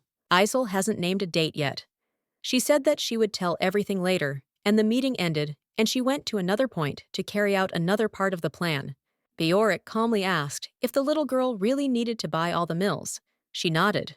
Her father would later understand why she was doing all this. Then all the pieces would fit into one big puzzle. The carriage was already ready to move out. There was no point in delaying for a second. Spencer did not understand what was going on in his daughter's little head, but he trusted her completely. Time passed as usual. The journey from place to place took longer than originally expected, But this was not something strange given the circumstances. When the lady returned, she met with Lancia, who was crying, remembering that for 2 weeks, her friend had not even written a letter, making Ermund even more worried. Blue-Eyed thought that they wanted to do something to Latania again. In a second, her expression changed and became angry. She was ready to tear her apart for the girl. Spencer explained that everything was fine. The blonde said that she was not in danger and was skipping classes because she had some important things to do. At first, Ermund did not quite understand what was being discussed. Her friend showed her many bags and people who were working, but even so, the heroine was unable to find any connection between the events. Recently, the Duke gave the Baroness a task that was also directly related to what was happening. There were really a lot of bags, and there were supposed to be even more of them. The blue-eyed girl was silent, and then asked directly if Spencer was engaged in slavery. Horror was reflected on her friend's face. This was not true, considering that the kinship had long been cancelled. They were in the resale business. This new concept was hard for an 8-year-old to understand. Nothing was changing, so they had to explain it a little more simply. Ermund listened to everything and asked if the Spencers had stocked up on grain to bake a lot of bread. The little girl nodded. She really wasn't sure what would come of it, but all that was left was to try. Lancia made an attempt to support the beauty. She sincerely believed that everything would be fine because talented people took up the matter. The blonde stroked her friend's head and thanked her. Such words made her smile. Suddenly, she remembered the news that the teacher asked her to come to his office tomorrow. Ermund simply served those who conveyed the message, but she herself had no idea what the meaning was. The heroine also shrugged her shoulders. Perhaps there were some problems with the last exam. Isley was about to go on business again. Lancia didn't want to let the woman go so easily, so she asked to go together. Of course, it wasn't forbidden, but the trip promised to be dangerous. There were knights outside who were obviously keeping an eye on the young lady, and they didn't need the mercenaries to go with them. They needed to somehow separate themselves from them. Having finally decided to go, the girl dragged her friend along with her, who as soon as they arrived, began to shake with fear. In fact, the street was dark, and many were surprised how children ended up there. The Virgin found a man who matched her description. She wanted to ask him where a certain Rebecca was. It turned out that he was her husband. The hero reacted somehow too violently. He thought that in front of him was a child who had been hidden from him all this time, remaining calm. The lady explained that this was not the case at all. Exhaling, Randall introduced himself. The blonde smiled and, shaking his hand, continued to speak. Earlier, the news had spread that this man was the most famous producer of moonshine in the capital. They didn't even try to hide this fact. Even if a person didn't find out about it through the news, there was a big sign on the door with an inscription showing what kind of establishment it was. Uncle still didn't understand what the children needed in this place. They looked like noblewomen, which meant they didn't need cheap booze. The situation had turned upside down. Randall needed help. The men gathered behind began throwing whatever they could find, starting to shout at the leader. All this time, the lady remained just as unperturbed, judging by the fact that they had all been drinking since early morning. No other reaction could be expected. Before the squabble was over, the gentleman asked to stop. He didn't like all of this, and it could have ended on a worse note. Of course, no one even thought of listening to him, finding no point in it. A voice was heard, and then footsteps. A girl with dark hair came down the stairs. The first thing she asked was what was going on, and everyone calmed down. A man ran up to her and began to explain the situation during class. The lady arrived on time. It is not clear why, but 2 girls came and said that Randall needed them. Because of this, a fight began. Rebecca nodded, and instead of comforting her husband, approached the aristocrats to ask who they were. The blonde knew as a matter of fact, and asked the girl about her name, calling her sister.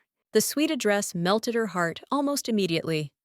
Isel smiled back, trying to maintain a friendly but shaky atmosphere. She wanted to normally tell why she came at all. Sooner or later, the establishment would need to make a large quantity of moonshine, and then they would need to contact Spencer. She held out her business card. The brunette was surprised that this was all that was needed.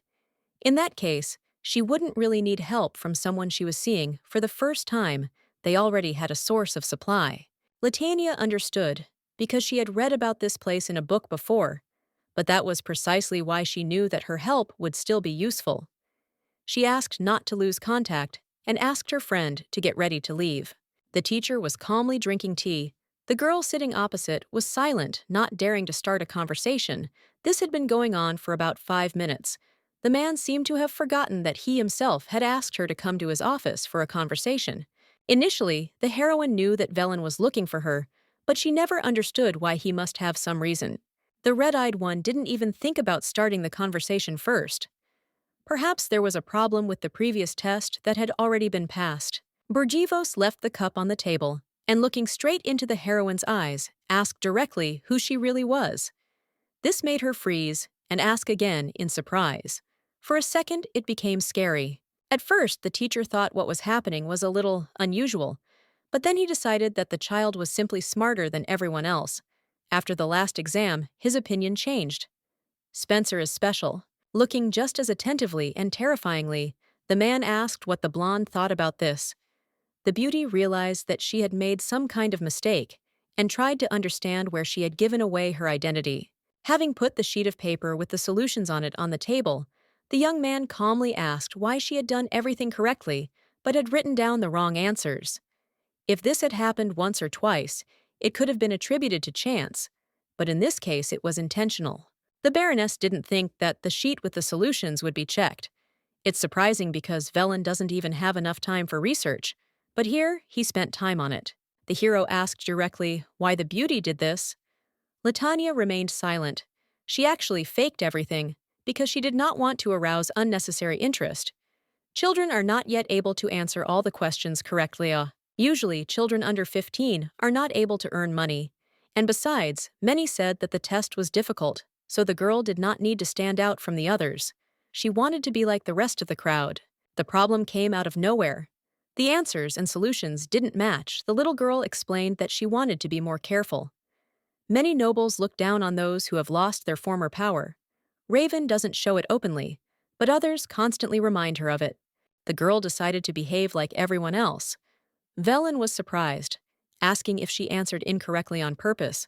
No one ordered her to do so. It was pure desire. The man couldn't help but smile slightly. Spencer was really special. She asked if there was a problem with that. The lady apologized if the teacher didn't like her behavior. Erzakiel shook his head. If it was any other student, he would have thought that he didn't care. But in Latanya's case, she had some reason that was clear from the start. It was unexpected to realize, but the beauty thought that there was no person who would have such a good opinion of her, except for the first meeting when the lady came for the book. They no longer communicated with the magician. What was happening reminded the girl of why she became a great sorceress, having escaped to the sea from Velen Baskiel. She remembered the story from one of the chapters. There was a rebel group. This place was created by people who were disillusioned with the empire, that discriminated against commoners more than anywhere else, a place where the illegitimate son of the late emperor was made ruler. The young man pulled the girl out of her thoughts. Isel shouldn't force herself to go to classes and pretend that everything was okay. The man could teach her just fine. Now it became clear what this conversation was originally leading to. Erzakiel asked if the Baroness wanted to become his student. The woman said that she would think about it. It was almost the same as becoming a rebel in the future. Isel met Lancia. The little girl looked very happy, all glowing, but when she saw her friend in the state of a half-dead person, she immediately froze in horror. The girl immediately asked what happened. She really wanted to know, and at least try to help. Somehow the heroine was not sure that anything could change. As it turned out, Spencer had a lot of things to do, which she finally sorted out. The blue-eyed girl reminded her that the festival season was starting and offered to go with her. Ermund had prepared a special outfit. She had never been to a festival with a friend. Before the event is twice as long as any other, and people come from different countries, so there is nowhere to set foot if you arrive late. With Isel, they could have fun and enjoy life every day, but everything broke down when the girl said that it would be a strain for her. She needed to explain why everything was like this. Opening the door, the woman pointed to a table with 2 stacks of sheets of paper.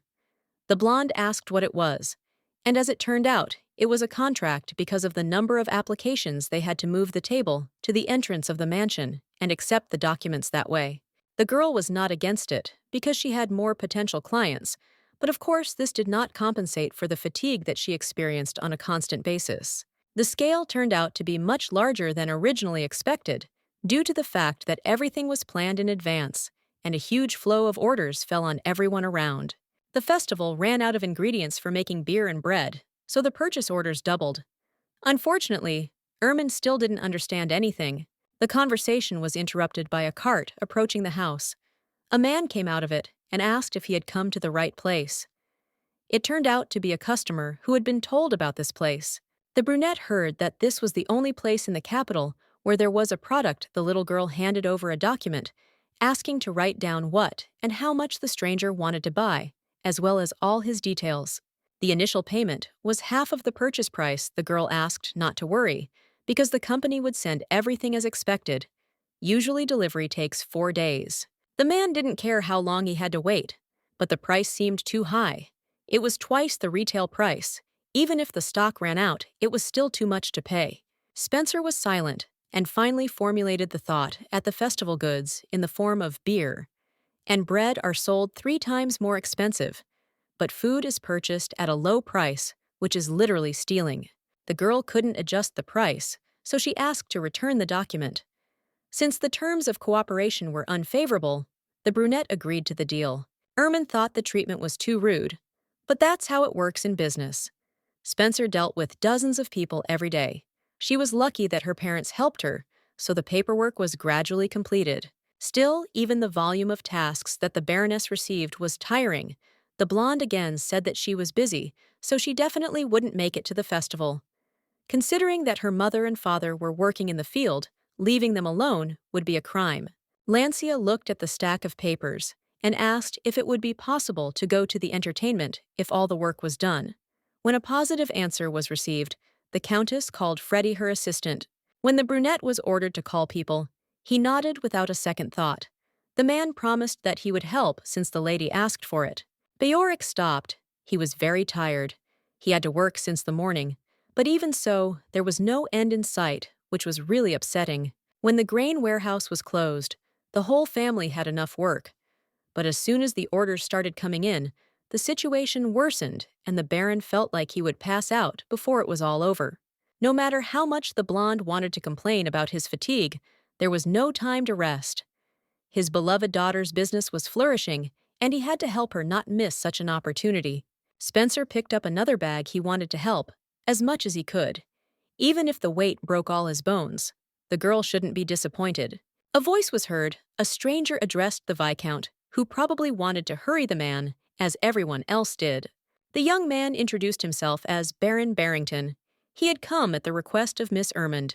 The blonde quickly put 2 and 2 together and realized that this was definitely not for the best. Not only commoners and merchants needed supplies, even nobles who received guests from afar experienced a shortage of supplies, so they occasionally turned to grain and flour. Over the last day, 2 of these had already come to the gentleman. He could not believe that the same thing had started again. The hero asked to contact his daughter if he needed to buy something. It turned out that the Baron was sent from the estate. This was done by Isel. At first the man did not believe it, but in order to change everything, he was given a letter from Latania. Thus it was possible to verify. At the snap of a finger, a multitude of people came to help carry out all the work. Barrington asked that from now on, all the work be left to them. Everything would be done in the best possible way. Beoric had no choice but to listen and leave all these matters in the hands of knowledgeable people. In his heart, he was glad that he would be able to rest a little. Isel arrived at the festival. She still couldn't believe what was happening. Thanks to Lancia, she was able to free herself from the table where she had been sitting for several days.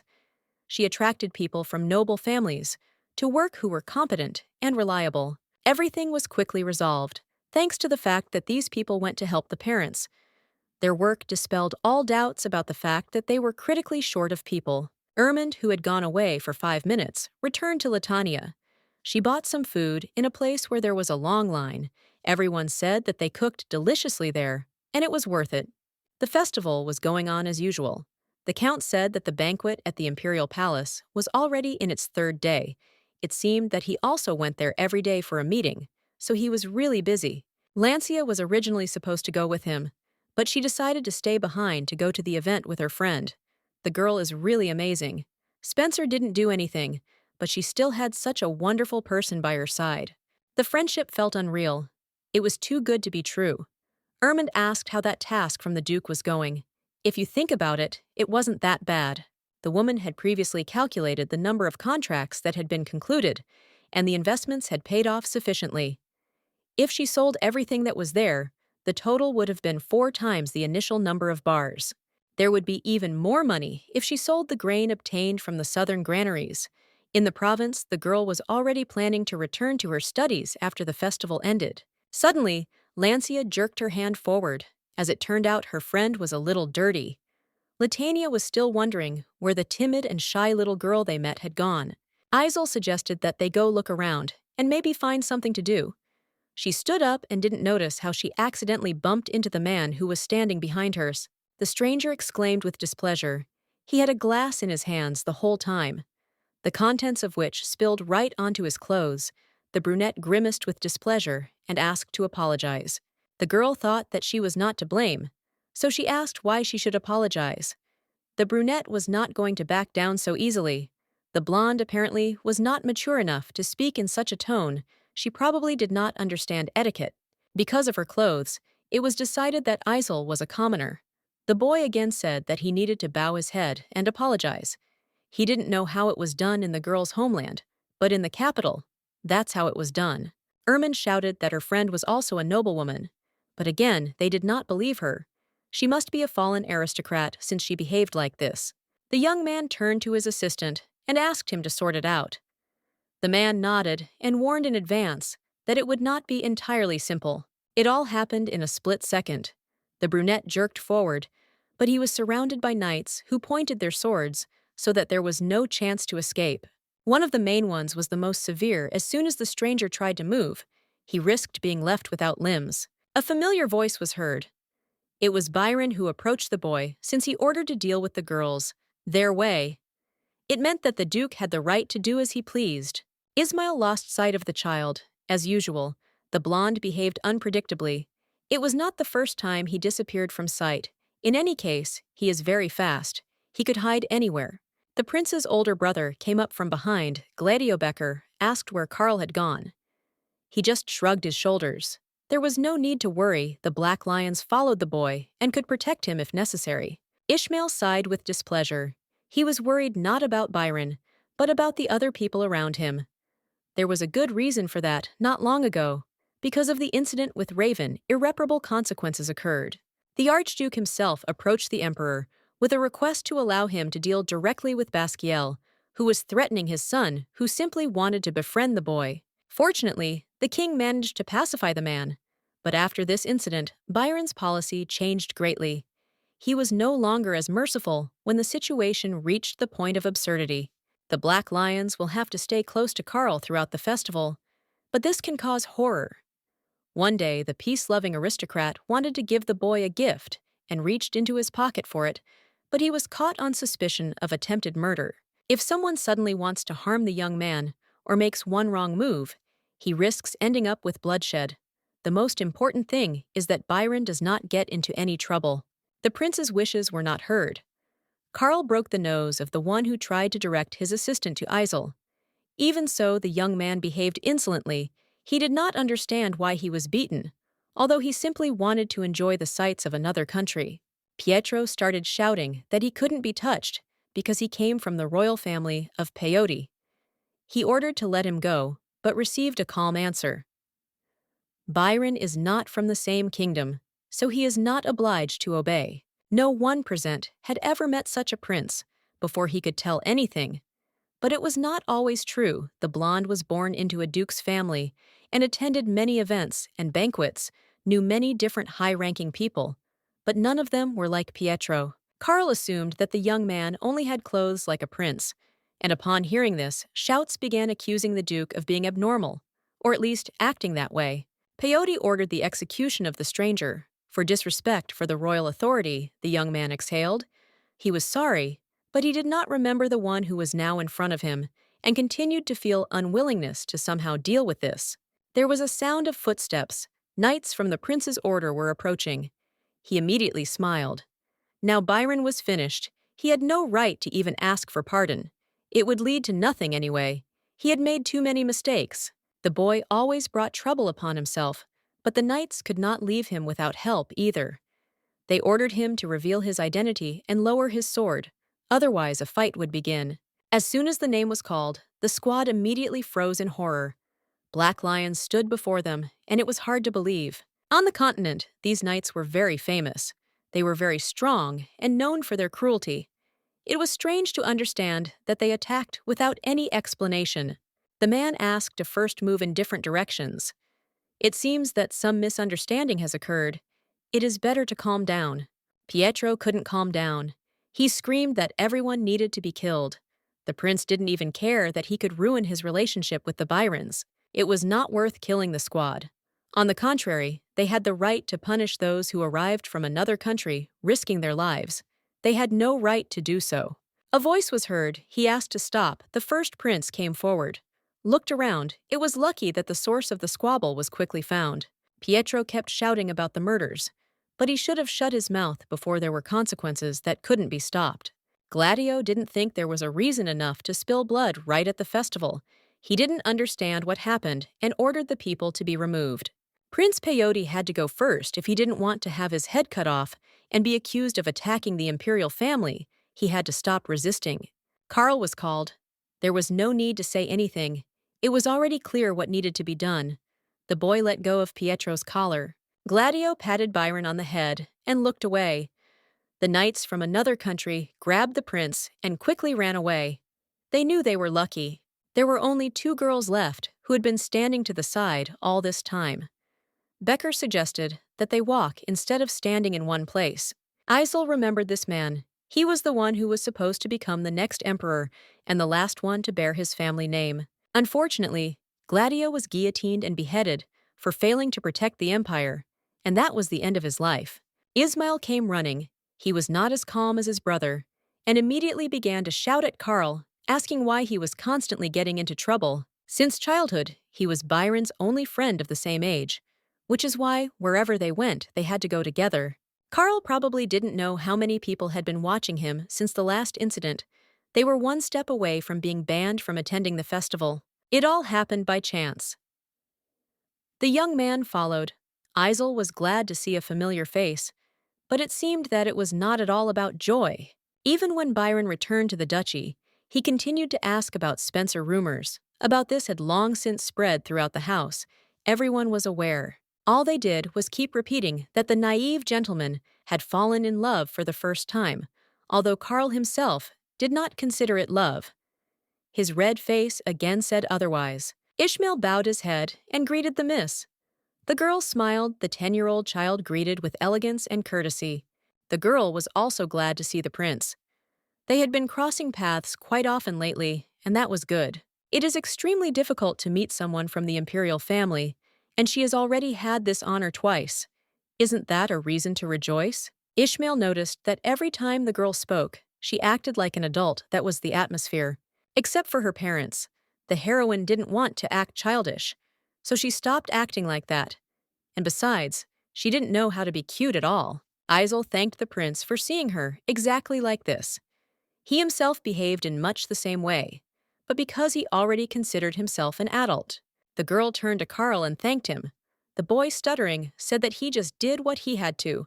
Nothing special. Despite this fact, the lady could not ignore the fact that someone stood up for her, although the situation did not pose any particular danger. The young man began to blush again. This shy boy would later grow up to be a cold-blooded man who exuded coldness and cruelty. Gladio said that it was time for them to leave. He was happy to see the girls, and it was good that they had a relatively calm conversation. The blonde explained to Karl that accepting someone's gratitude was also an important matter, so the hero bowed his head and accepted it with dignity. The girl did the same. Now, it was really time for them to say goodbye. There was no time left even to chat a little more. Karl waved his hand sadly. He was still thinking about how good it would be to spend time together, considering that they hadn't communicated for a long time. Before Isel left, she was stopped. The blonde was worried, but tried to explain he would not be able to go anywhere for a long time. Descendants of the direct Byron line are required to serve on the frontier for about 10 years, a sort of national defense duty. In the future, they might not even meet, because the boy wanted to ask for something before speaking. He blushed even more. Byron really wanted Isel to marry him, and his latest proposal made everyone present feel embarrassed. The girl did not understand where this desire came from again, out of nowhere. He says this thinking that it is right.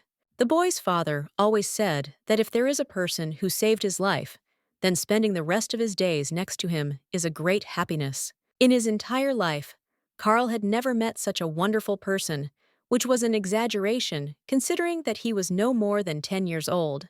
There was some kind of misunderstanding before, but everything changed in the Byron residence. The young man thought about Isel all the time, and now nothing has changed.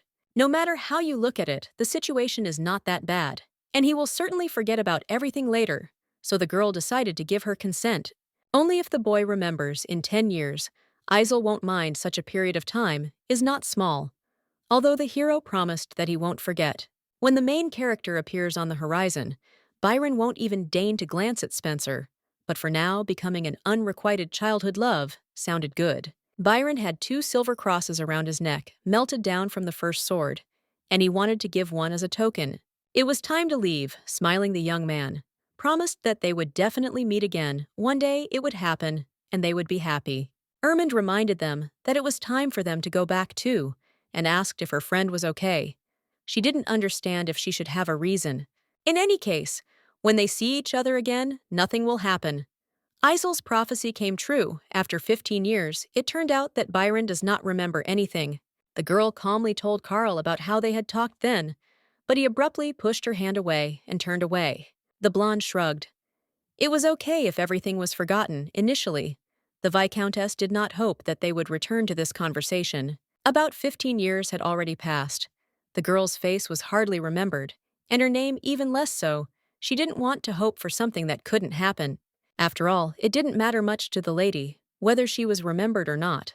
The content of the sentence would remain the same. The heroine was sure that Carl would not be able to refuse the offer. He simply had no choice. She handed over a sheet of paper on which everything was laid out. The blonde was unhappy he couldn't take his word for it. If the end of the world came, many would use him to carry out their dirty deeds. It's hard to gain trust with just a piece of paper, and it's impossible to convince the Imperial family based on just Spencer's words. The question was tricky.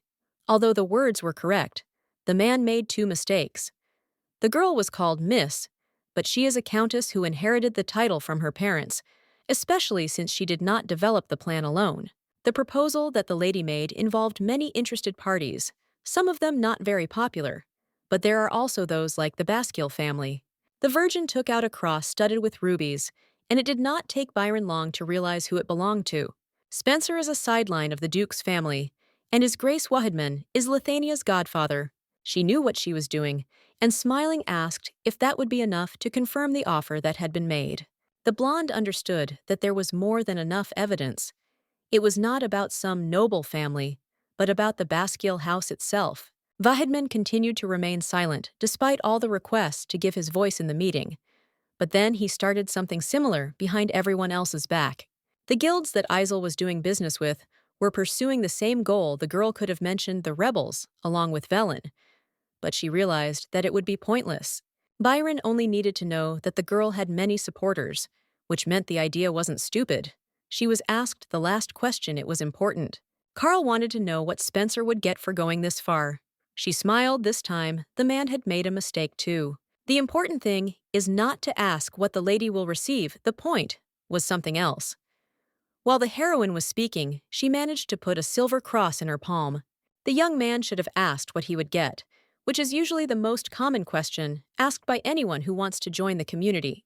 Before leaving, Latania asked to think about what exactly the Duke would be able to take. He should also benefit. The man looked closely at the cross and froze. He began to realize that the situation was not as simple as it seemed. The Countess had worked hard and was quite tired. The girl nodded and asked about the teacher, asking if there had been any news from him. The maid shook her head. She was promised that as soon as the message arrived, all the news would be delivered immediately. The heroine wanted to relax a little.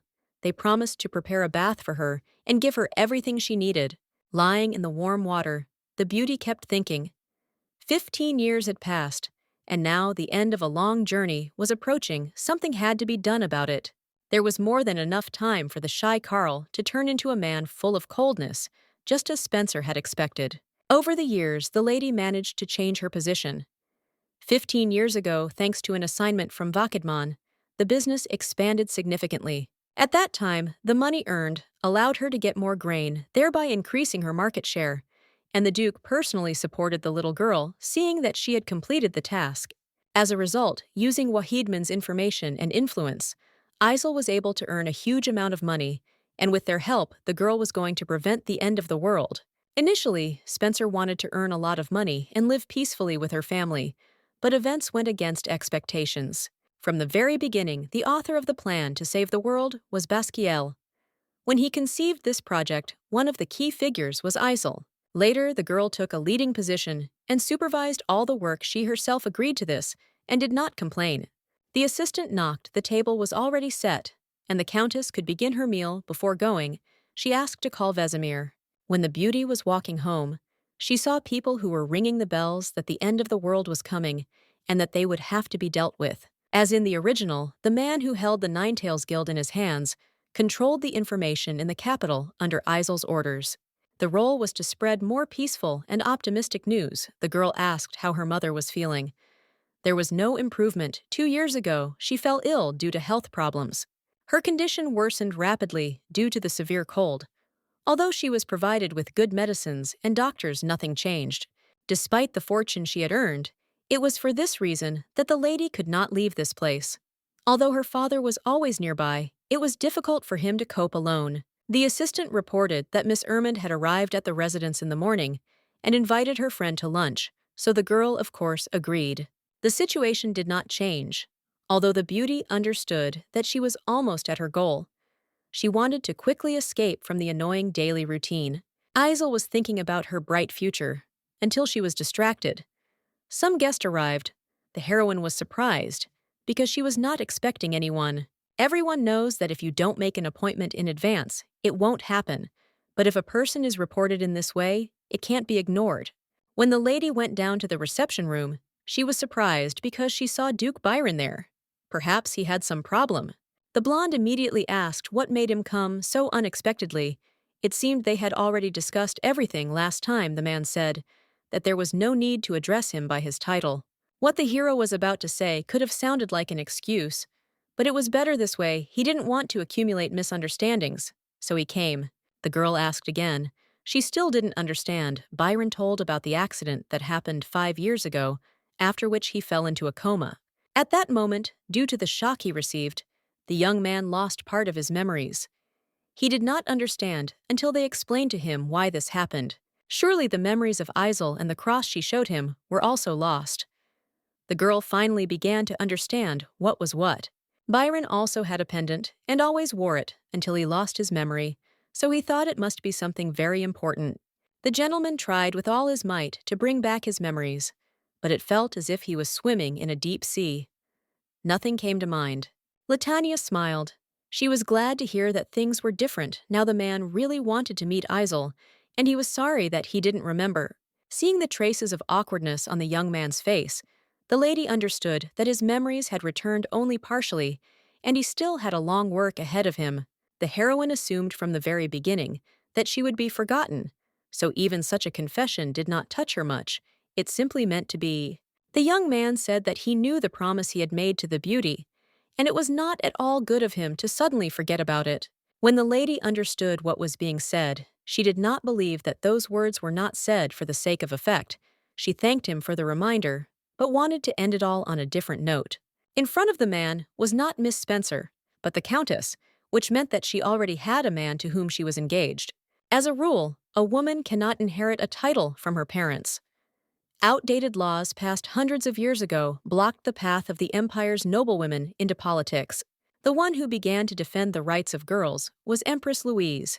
She convinced Parliament that aristocrats could also become legitimate successors to the family title. As a result, it was allowed to accept the title, but only on condition that the Miss got married. This is still a step forward, although not a complete one. Initially, the lady thought that the marriage proposal was nothing more than a joke. The conversation was remembered 15 years later and was out of place. Of course, it was relegated to the memory bank of childhood memories, considering that he and Byron hadn't even crossed paths for so many years. Carl said he was fine, having put his thoughts in order. He congratulated her on the engagement and wished her nothing but happiness. It turned out that the couple had gotten engaged 2 years ago, and the man immediately asked who the Countess's chosen one was, the one who would take her as his wife. For some reason, the lady felt that she shouldn't answer the question, but she answered anyway. Her husband would be the second son of Earl Burton Barrington Lewis. Since they had been engaged for about 2 years, the wedding was to take place in the near future, although the Countess said that it was too early to talk about it. The lady initially engaged to Lewis only to inherit the title. She understood that this would be the best option. Earl Barrington, a longtime friend of the girl's father, had 2 sons, and unlike the elder who chose the path of a knight, the younger was a withdrawn child. The Count, who wanted the young man to be easygoing, always tried to teach him to be strong. But in the end, it all ended in failure. It was this child that Isel had drawn into her machinations. He was quiet, and the same age as her, just what suited the girl. The most important thing is that the man was very smart. The lady appointed him as her secretary and kept him close to her, treating him cruelly. It was not surprising that he agreed to a fictitious engagement. Lewis wanted to be freed as soon as possible, and he was promised his freedom as soon as the matter was finished. Although he was not even a house elf, but day after day he asked to be released. In any case, the lady planned to break off the engagement as soon as the whole matter was over. The girl told Byron that there were a number of circumstances that prevented the ceremony from being held in the near future. From now on, Charles promised that he would work to ensure that the contract was presented to Parliament in the best possible light and received good reviews, and he thanked the Countess for her dedication and devotion to the cause. The Virgin decided to see him out the door. She thanked him for his consent and expressed her hope that there would be good results. The Duke thought that in the future they would see the Countess even more often, although from the point of view of Spencer's thoughts, there was no need for this. When the girl opened the door, she saw Lewis. She immediately asked what happened. The man was supposed to have a day off. Byron, upon hearing the name, immediately said it with anger, which made the girl want to ask what happened. Barrington wanted to run away. The tone of his voice and facial expression made him even more scared, and a tense atmosphere hung in the room. The young man gritted his teeth and said he was pleased to meet him, and introduced himself. Lewis introduced himself in return and tried to hide his fear. Blue-Eyed quietly asked if he and Miss knew each other. It turned out that they had known each other for 15 years, and they had common topics. Finally, the conversation turned to why the young man had come. He brought the document that the bride had demanded of him. He sorted it out faster, although he usually dragged out all the business. The girl thanked him and took the folder in her hands. Then she remembered that she had promised to see the Duke out the door. They never said goodbye. The blonde once again thanked them for trusting her, and again expressed hope for favorable results. She said goodbye. The young man was left alone. He exhaled with disappointment. All his self-control was shattered to pieces. Those words really hurt him. The only positive thing about the whole situation was that there was no wedding planned, which meant there might still be a chance to win Spencer's heart. When silence fell, the girl asked why the young man had come to see her. She could not be bought with a lie about documents. After all, they had known each other for a long time. Usually, no one can disturb a man's rest. This time, some very important matter arose that did not require delay. The blonde ordered her not to lie, but the hero denied it until the very end, saying that everything was not so tragic. It was just wonderful weather outside, and he decided to leave the room. Blue Eyes pretended to be extremely upset. He was in a hurry because he was thinking about Isel, but in the end, instead of praise, he received a reprimand. The girl asked not to apologize. Perhaps she has become too sensitive lately, because the approach of the day X makes her shake with fear. The heroine did not want to be angry with her and asked for forgiveness, but the brunette, as usual, dramatically turned around and walked towards the door. It was time for him to go home. Lewis later recalled the lady's confused expression. She usually didn't react at all, so seeing such an expression was a rare occurrence. The man asked why the messenger had come to him, and he came out from behind the tree, Since Barrington was late for the meeting, it became clear that something had happened. Of course, the gentleman was just about to leave for the meeting, but from the window of his room, he saw Carl approaching the estate. The golden eyes, like those of a wild beast, which looked at Lewis as if he were a competitor, said that he was Byron, who stands at the head of the Black Lions. The young man told the envoy that the Duke's role would need to be reconsidered, but he was refused since Byron's position was by no means small. The brunette did not want to listen to objections. He ordered Calzac to fix everything, and preferably as soon as possible. His eyes lit up scarlet. Isel arrived for the promised lunch with her friend almost immediately. Ermund rushed to her. She was glad to see the beauty and began to hug her. They hadn't been able to meet for quite some time, but 4 days didn't really count as a huge gap, at least for Isel. The blue-eyed girl frowned. She wanted to spend time together every day, and was sad that they couldn't make it happen. Because Lancia behaved this way, the Count began to ask for shelter for her. He had long since given up trying to stop his daughter, who followed her friend on her heels. Despite the fact that the lady was past marriageable age, she ignored the men who were introduced to her, so Zakal had to seriously consider that his daughter would be the end of the family line. There were so many people who said they liked Lancia, so the maiden couldn't imagine why the Count was so worried. Finally, they went inside, and there they were set at the table. It seemed as if they had been eating together for a very long time. Every time they met, they just managed to drink tea. Ermund would have liked to enjoy the meal, but she could only allow herself to do so in the company of her friend, and she showed this openly. The girl asked about the new business they had started. The heroine's father was rarely at home, as Basquiel expanded his business, and naturally, the Count joined the business. Zakal, who was a noble from the border region, moved to the capital with his family, and thanks to this, Lancia was able to stay with him. The girl heard in passing that the matter was very difficult. The blonde explained that everything was the same as with others, but suddenly the sky became strange. The weather changed, and monsters appeared that had never been encountered before. Ermund expressed her concern that there had been interruptions in tea supplies lately. They say that when the weather gets worse, it has a negative effect on the growth of tea leaves. There was some tea left that a friend brought last time, but she was trying to save it. Spencer said that everything was fine, she could bring more. Since Isel knew that the market would soon face a shortage of tea leaves, she stocked up on a large number of different types of tea. By casting a spell and treating it so that it would not rot for several years, Spencer was able to earn a huge amount of money, increasing her fortune. At such moments, Ermund felt terrible regret. If she were a man, she would certainly have tied the knot with her friend. The girl literally sang odes, talking about how beautiful Isel was, and also how she had a good character and a lot of money. The blonde suggested continuing to drink tea and blushed a little. Her reaction touched Ermund every time, because she usually didn't show emotions. For some reason, the beauty remembered her childhood, and even mentioned Raven. It was hard to forget him considering that he caused such a stir. 7 years ago, Gerald inherited the earldom and was exiled to the outskirts of the capital, but it is said that he recently died. Upon hearing this news, the lady froze and stared in surprise.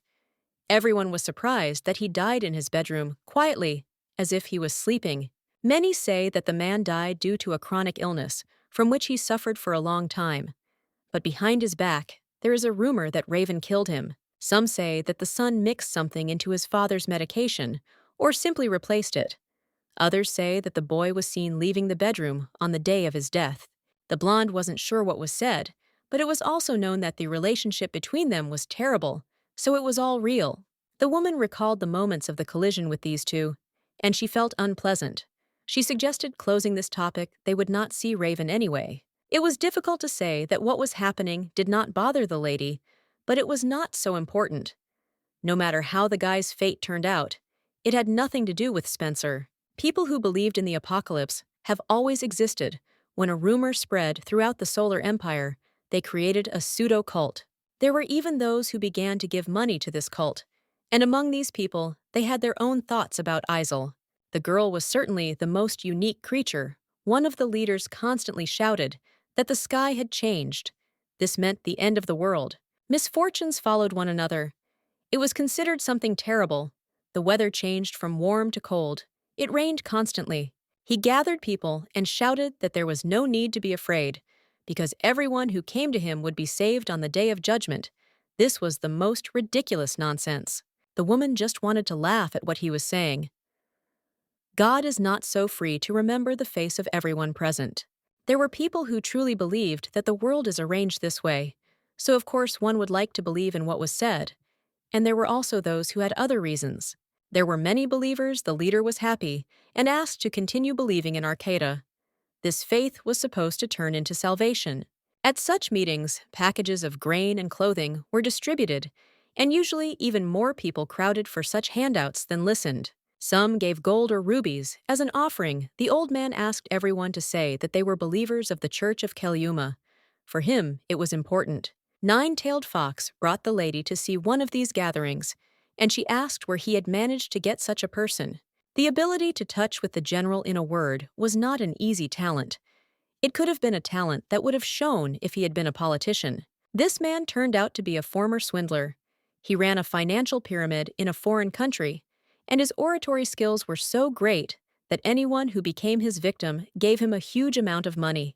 The old man had no chance to escape, and it seems he had no intention of doing such a thing because he believed that this was his true calling and valued his life more than coins.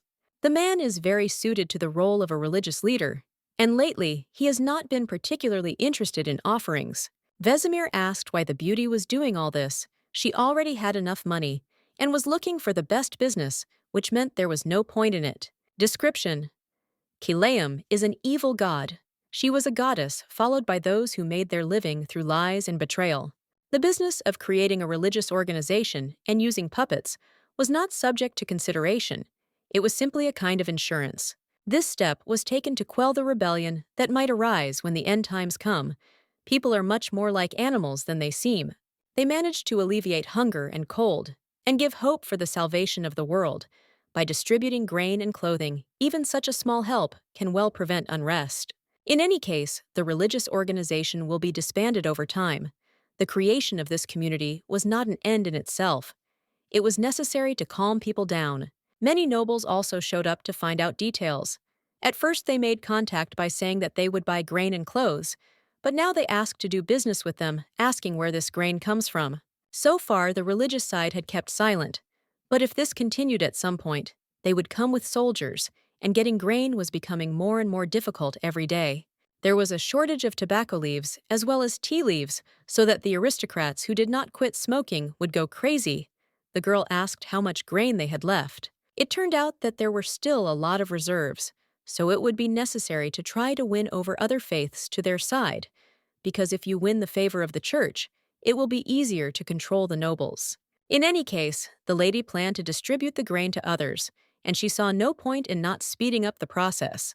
The girl couldn't stop thinking if the world was destroyed, the people gathered there most likely didn't have a chance to survive, either. Vesemir agreed, no matter how sad it was to realize it. Now the beauty went to meet his lordship. He was as usual lost in his office. There was nothing new here. A person who has spent his entire life doing nothing but work remains in his office even during his vacations. It's easier for him that way. He doesn't need to interact with people. No matter how much the young man looks, he is always amazed by the way the young lady behaves. She does not see any obstacle in front of her. Everything looks normal. Isley is probably the only one in this mansion who can enter his lordship's office. Without waiting for an answer, she doesn't need permission. Vakidman greeted the girl. She had to travel a long way to get to him. There are still many issues to be resolved. The heroine asked if the man was okay. This was much more important. You can't buy a beauty with pretense. She already sees everything. Raising the glass, the lady realized that there was alcohol in it. Basquiel just shrugged. Sometimes there are days when you want to have a glass or two. The girl became even more embarrassed. The man in front of her never drank or smoked during working hours, but he decided that it wouldn't bother him. The man believed that it was not a sin to drink a glass of whiskey. To get rid of useless emotions, he did not want to experience this. It seems that this is how the old man described the emotions of losing his son. Perhaps the Duke feels a sense of responsibility, since it was he who banished Gerald. What was said was absurd. The lady did not retreat, wanting to get to the truth. Vakidman regrets the past, or something else is pulling him back. The girl snatched the glass. She knew that the Duke would not behave like that. Without a reason, he could not help but notice that the lady had grown a lot. He said that he really has gotten older, which is why he allows himself to let emotions pass over a glass of whiskey. A situation that he could not have imagined in the old days has happened. The man knew perfectly well that having sent Gerald away, he would never see him again. There were suggestions that he simply would not want to meet. Of course, what happened is not as sad as the fact that a father was killed by his own son. Raven should not have been sent there. The Duke should have left his grandson nearby and kept an eye on him, and since he didn't do it, he really regrets it. The time has already been lost. The girl tried to explain that nothing had been proven, yet she was pulled up short. The guy killed Gerald and headed to the Kaliagar Plateau. This place is a sacred land for monsters. Going there is tantamount to signing a death warrant. The young man had no reason to travel so far to commit suicide. Most likely someone would help him. A spy appeared in the inner circles. As darkness fell over the clear skies, countries across the continent simultaneously revealed secrets they had kept hidden until now. Naturally, the continent was split into pieces. The shaky piece was immediately destroyed. Duke Byron set out on a military campaign at the head of an 800,000 allied army. At the same time, at sea, Archmage Velen rallied the pirates to not join the war. The merchant alliance centered around the Spencer family invested heavily in recruiting mercenaries scattered across the continent. Heading towards the Kaliagar Plateau, they rushed to destroy the advancing hordes of monsters and save the world from the king of monsters. Despite the thought that the war would end quickly, it dragged on for a long time.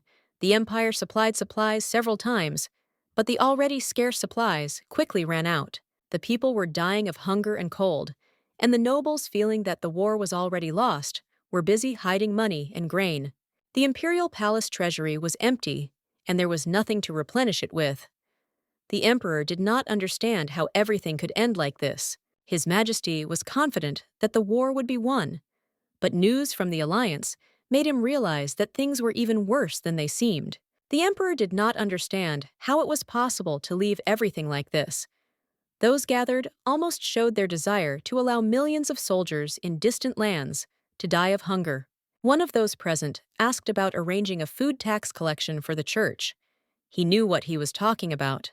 There have been many stories lately about a church that worships Kaliuma, giving out food, and their supplies can be confiscated. Another man started shouting that he was against it because it was impossible to take away the faith from poor people that was all they had. There was a stir. On the one hand, the words were true, but on the other hand, there was no point in worrying about coups in the state if the war would soon be lost. His Majesty could not stand the abuse and ordered the farce to be stopped. The alliance had done something incomprehensible, causing the situation to worsen. Vakidman spoke up. He decided that it was high time to intervene. It would be right. He had a proposal. The Chancellor had a man, an investor, who could lend him a huge amount of supplies. No matter what the amount, food had to be bought immediately. As it turns out, the hero didn't need money, but investments. He asks for a prominent place in the political sphere or a title. 3 conditions were set. One of them was to recognize and accept the new religion. The other requirements were similar to those voiced.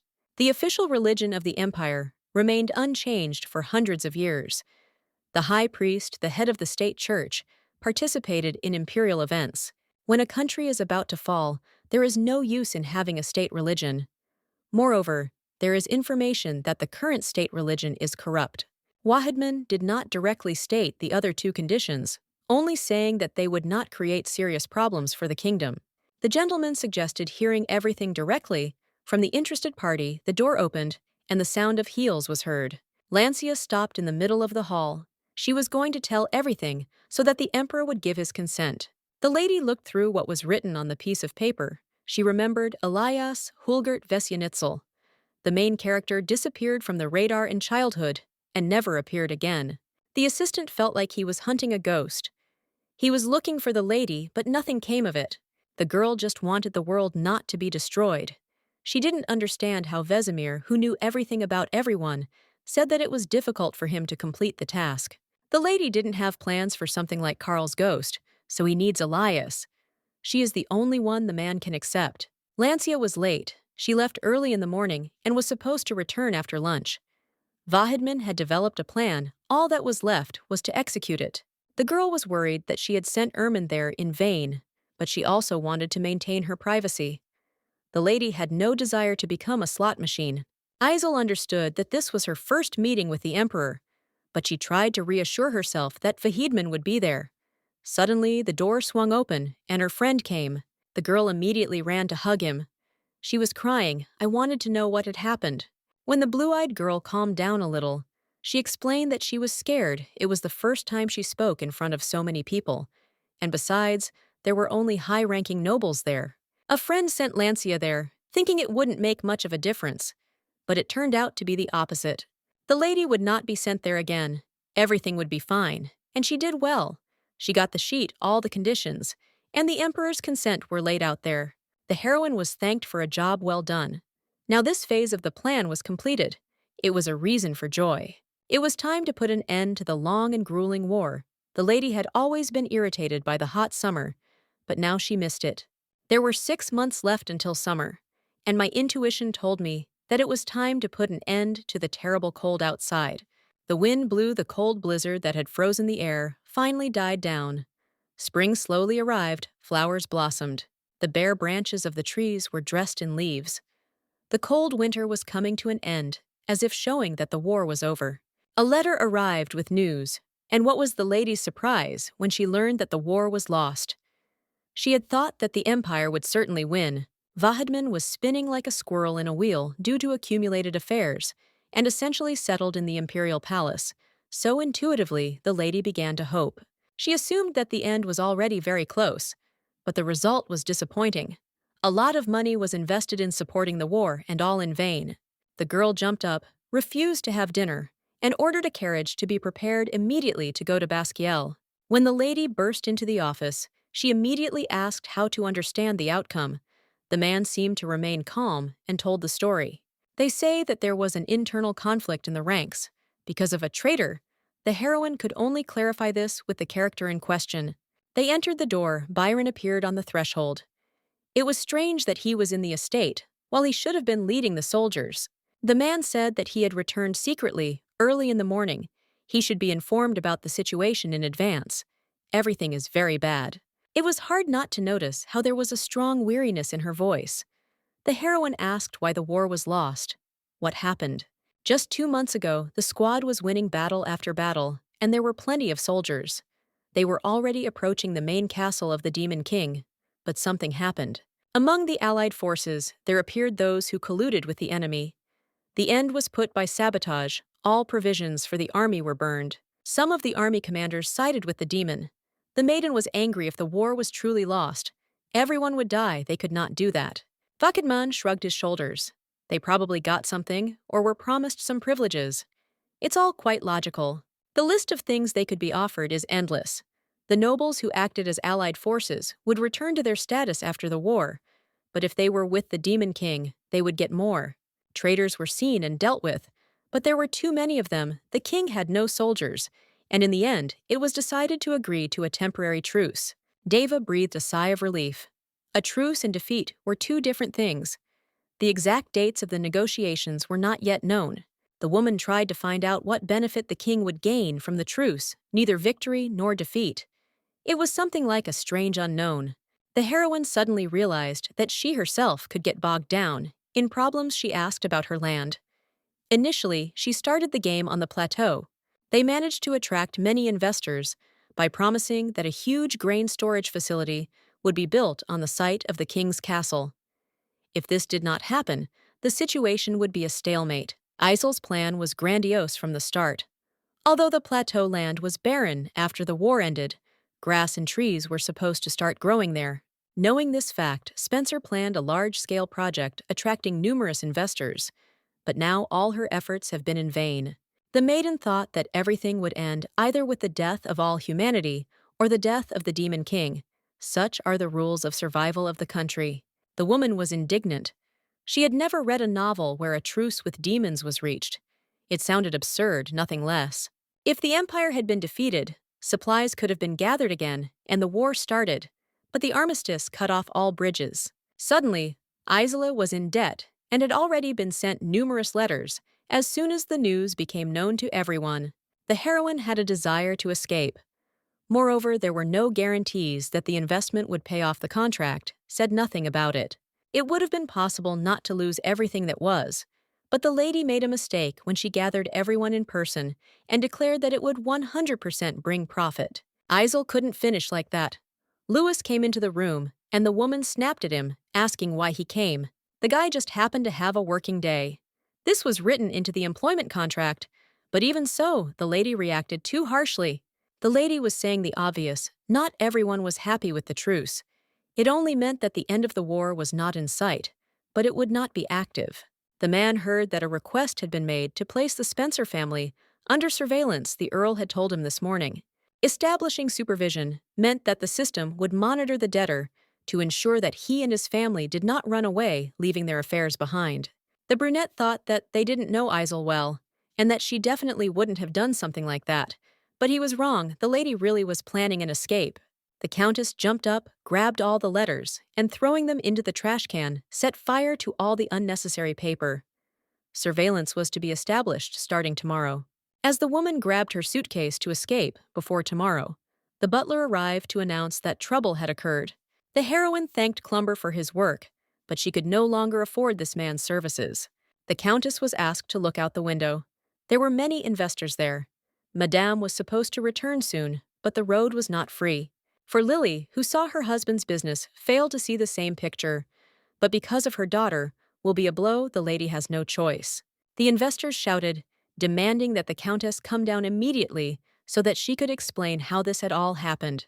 The woman came down anyway. She tried to show her calmness by asking what happened. One of the assembled began to speak of the news that had reached them, that the plan to secure the Killigore Plateau would certainly collapse. The voice was dissatisfied. Because of such a trifle, the nobles caused such a commotion. This is low behavior for the inhabitants of the empire. She took by manipulation they didn't trust her. Although all this time, she tried to earn complete trust. It was the lady who helped all those gathered with their business. Each of them was given worthy assistance. She repeated the same words again and asked what made them successful, listing all her merits. Lewis appeared behind her. He also supported the bride. Isel invested her money in modest companies and guilds. The girl never disappointed those who now decided to rebel. She always justified the trust. Of course, the matter won't be resolved so easily, but Spencer will always pay in full for believing in her. You just have to wait. The man spoke, of course they believe, but they also invested a lot of money, so they came because of worries about their investments. The brunette asked not to worry. In the end, Isel would succeed and return every penny. She could have returned the money right then. The girl had no money, but she couldn't dispel the illusion, so she continued to smile. She wanted to ask Lewis to stop. The intention to finish his great speech was great. The words that the business would never fail were real. When investors continued to cry out in doubt, Barrington came up with the perfect promise. He would bet his bride's head that everything would be fine. Footsteps and a familiar voice were heard. Byron was against this. No one would allow the young man to chop off someone's head. The blonde seemed genuinely serious when he said that if even one hair fell from his head, the entire subcount would die. Everyone started whispering it was interesting to find out what the relationship was like between the Countess and the Duke, since he stood up for her like that. Later, the three of them went to the estate. A strange atmosphere hung in the air. Lewis and Byron glared at each other. Carl apologized for his tactlessness. He shouldn't have appeared out of nowhere, and so the second meeting took place. The blonde couldn't help but notice that the boy always had the same carefree expression on his face, but his features and facial expressions expressed weakness. The thin arms and legs looked as if their owner had never heard of a sword, and the white skin showed that he hated tannings. The Barrington family has been raising knights for decades, and all members of the family have distinguished themselves in the arts. Blue-Eyed decided to change the subject. He was surprised by the news that the Duke and Spencer had something in common. The girl never told stories from her childhood. Carl could have done that, although it was not in his nature to talk about such things. For some reason, the heroine interrupted her friend. As a child, he was a terribly shy child, the blonde quietly asked again. Without stopping, the woman continued her brief description. The boy was timid and extremely shy, and also a crybaby. Lewis was more surprised, because Byron was cruel and cold. The rumors that circulated about the Duke were the same. Everyone was afraid of him. The heroine had to help the young man when another boy grabbed him by the collar and he was crying loudly out of fear. The young man tried to stop Isel, because if anyone heard, they would think it was strange, but she could only laugh a little in response. He didn't forbid her to tell, but asked her not to do it. The girl didn't see a problem with it. People at a young age can wet themselves out of fear, which is what happened to Carl. As the leader of the Black Lions, the man had to be intimidating to get his subordinates to obey him, and word of his childhood couldn't be allowed to spread among the ranks. The Duke was even afraid to imagine what rumors would circulate about him. He had to hope that no one would find out about it. The man thought that Isel understood him, but it seemed that she did not. She tried to speak, but was silenced. Louis, watching what was happening, smiled, as expected. It was impossible to imagine a more disgusting character. The prince met with the chancellor. Apparently he was very busy, because it was not often that he could see him face to face. The man actually believed that the most tense times had come since the declaration of the truce. It was necessary to resolve disputes with each individual country. Vahidman was sincerely thanked for his efforts. It did not go unnoticed. He really tried. There was obviously a desire to discuss some specific issue, but it seems that in such a case, it would have been better to address it through a subject. The blonde handed over the envelope. He could only ask the question in person, since there was no one he completely trusted. The paper contained the terms of the truce, which included accepting the daughter of the so-called Demon King as the emperor's concubine. This arrangement could not help but seem interesting, but it had nothing to do with the Duke, so he was not interested in it. It's not about the Empress's place. The blonde didn't see the problem. The man grinned. Thus, His Majesty will go down in history as the demon's first son-in-law. It was unpleasant that Gladio would be seen as one of the king's subordinates, but in the end, a truce was necessary. The gentleman almost agreed, but the condition of immigration was put forward. Usually the young man joked excellently, but this time he was absolutely serious.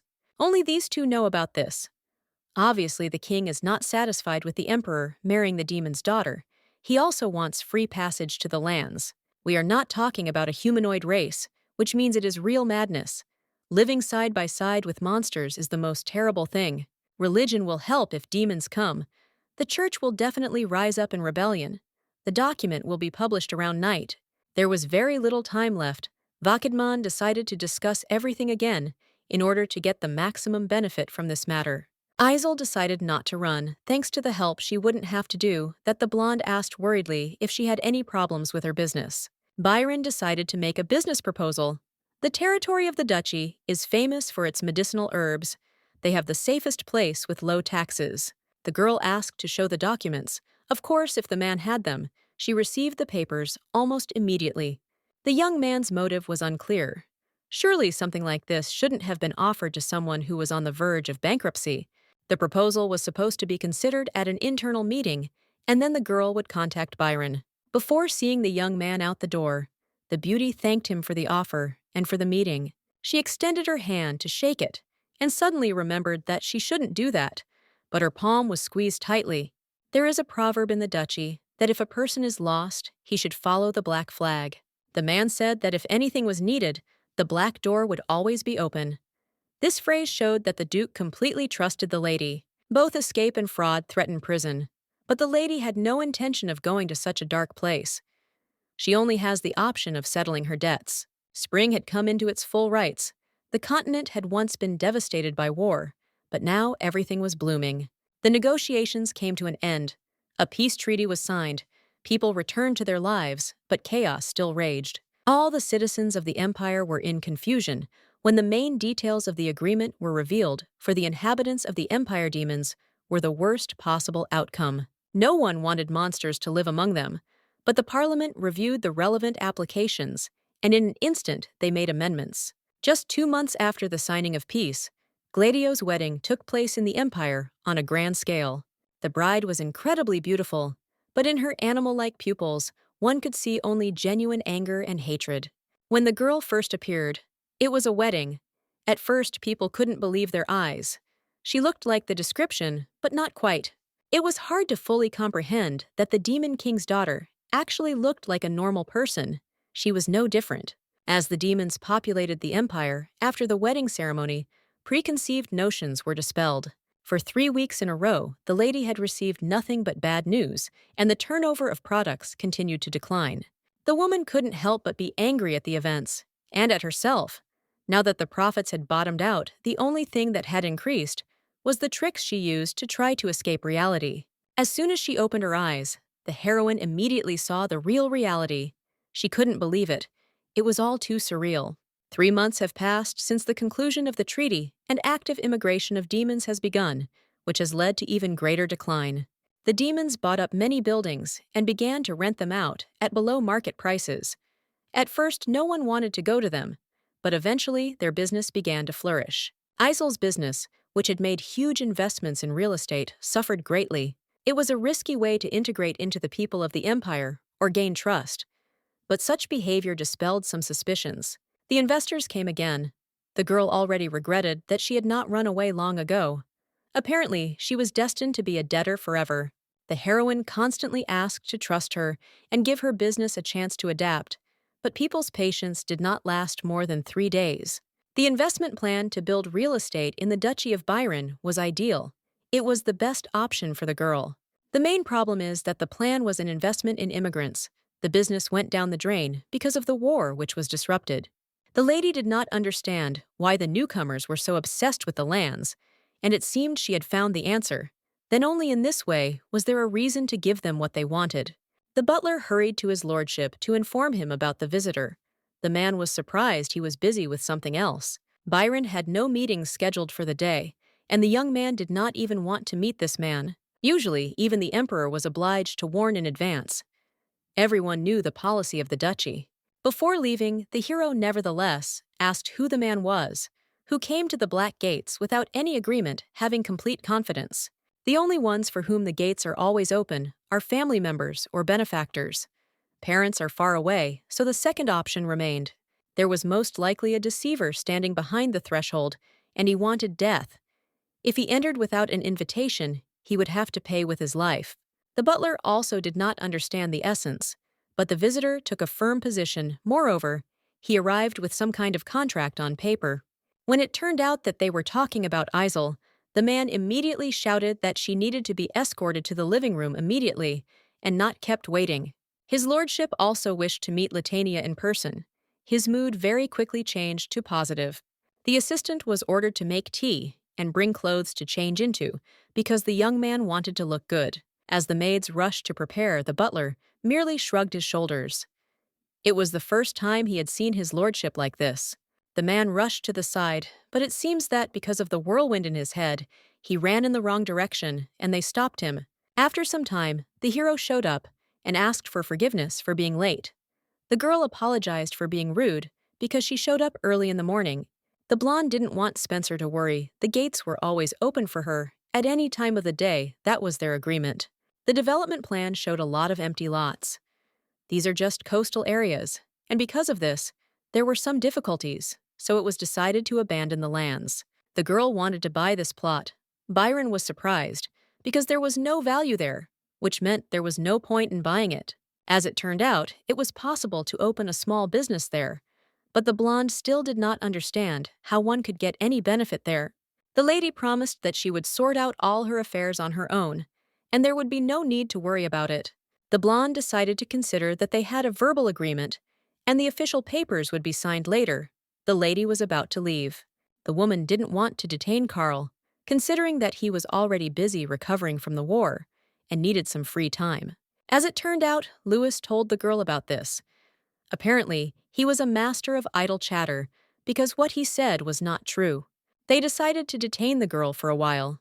The friend believed that she couldn't just leave everything as it was. They needed to at least have lunch together. Barrington understood that the bride was late. She had dropped in early in the morning, dumped all the work on him, and ran off to the duchy. The man didn't understand when the lady would return. He thought that maybe she should have been killed earlier, when there was an opportunity. Calzac appeared. The young man turned around almost immediately. Without greeting, he asked to kill Calberg Byron. The brunette asked why the man had come, unless he had decided to make fun of him, and the assistant asked not to put him in an awkward position.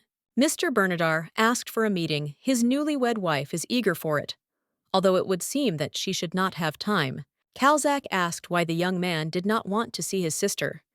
The answer was sharp. They came from different wombs, and they were not related. The man asked for forgiveness for his tactlessness, but it was almost too late because a little more, and his head would have been cut off from his shoulders. The gentleman told Bernadard that he would still visit him somehow. Since this honorable thought had already entered his head, it was worth listening to. Just then, Spencer arrived and smiled when she saw Louis, which made him smile back. He had no intention of giving the lady to anyone. For the sake of one person, he had been building his plan and weaving a web of intrigue for decades. The man understood that the woman knew the future. Everything was only for Isel, and she could no longer escape from him. In the morning, the lady went to a meeting. The teacher finally visited her, which was strange. He did not warn about the visit. Velen said he didn't need a reason to see the apprentice, but he usually didn't leave the sea without a good reason. The young man, as befits a true teacher, chose the perfect words to hit the very heart. There were glasses of wine on the table. The magician loved this drink more than anything else in the world. Its notes were mesmerizing. They say that wine spoils quickly from sea moisture, but for the teacher, this could not be a problem. He invented a spell for this case. Bergivos saw no point in disrupting the course of events. The lady had never understood his policies, since it was he who had cast a spell of preservation on her grain warehouses. For the sake of his student, the young man was ready to do anything, but not in this case. When everything came to him, he heard that she was not having the best of times. The family was mired in debt. Velen wanted to know if his help was needed. The lady could ask to share the pirate treasures so that there would be enough for mansions. If this option was unrealistic, then taking the girl somewhere far away was quite possible, but the heroine was not so desperate. Even earlier, the hero only spoke about the fact that if things suddenly become too hard, it is always easier to give up everything and leave. Spencer had one peculiarity. When she was focused, she did not see anything around her. This was applied both in her studies and in business. The sea is huge, and the islands are countless. On one of them, the lady will definitely find a place where she can breathe a sigh of relief. Spencer will always be protected. She thanked for the concern, but said that she does not intend to join the rebels. The heroine had no magical abilities since childhood, so Velen could not teach her, but he taught her to awaken magic in others. The man held out the ring. He would make a new one later, but for now, he asked her to always carry it with her. At first, the lady did not understand. If something happens, this will be the only thing that will help to escape. Sometimes a beauty will need this. No one knows when. There was silence. The girl asked if everything was okay, and Velen asked to stay away from Louis. Something was wrong with him. At that moment, Barrington came in. The teacher immediately wanted to say goodbye. The atmosphere was tense.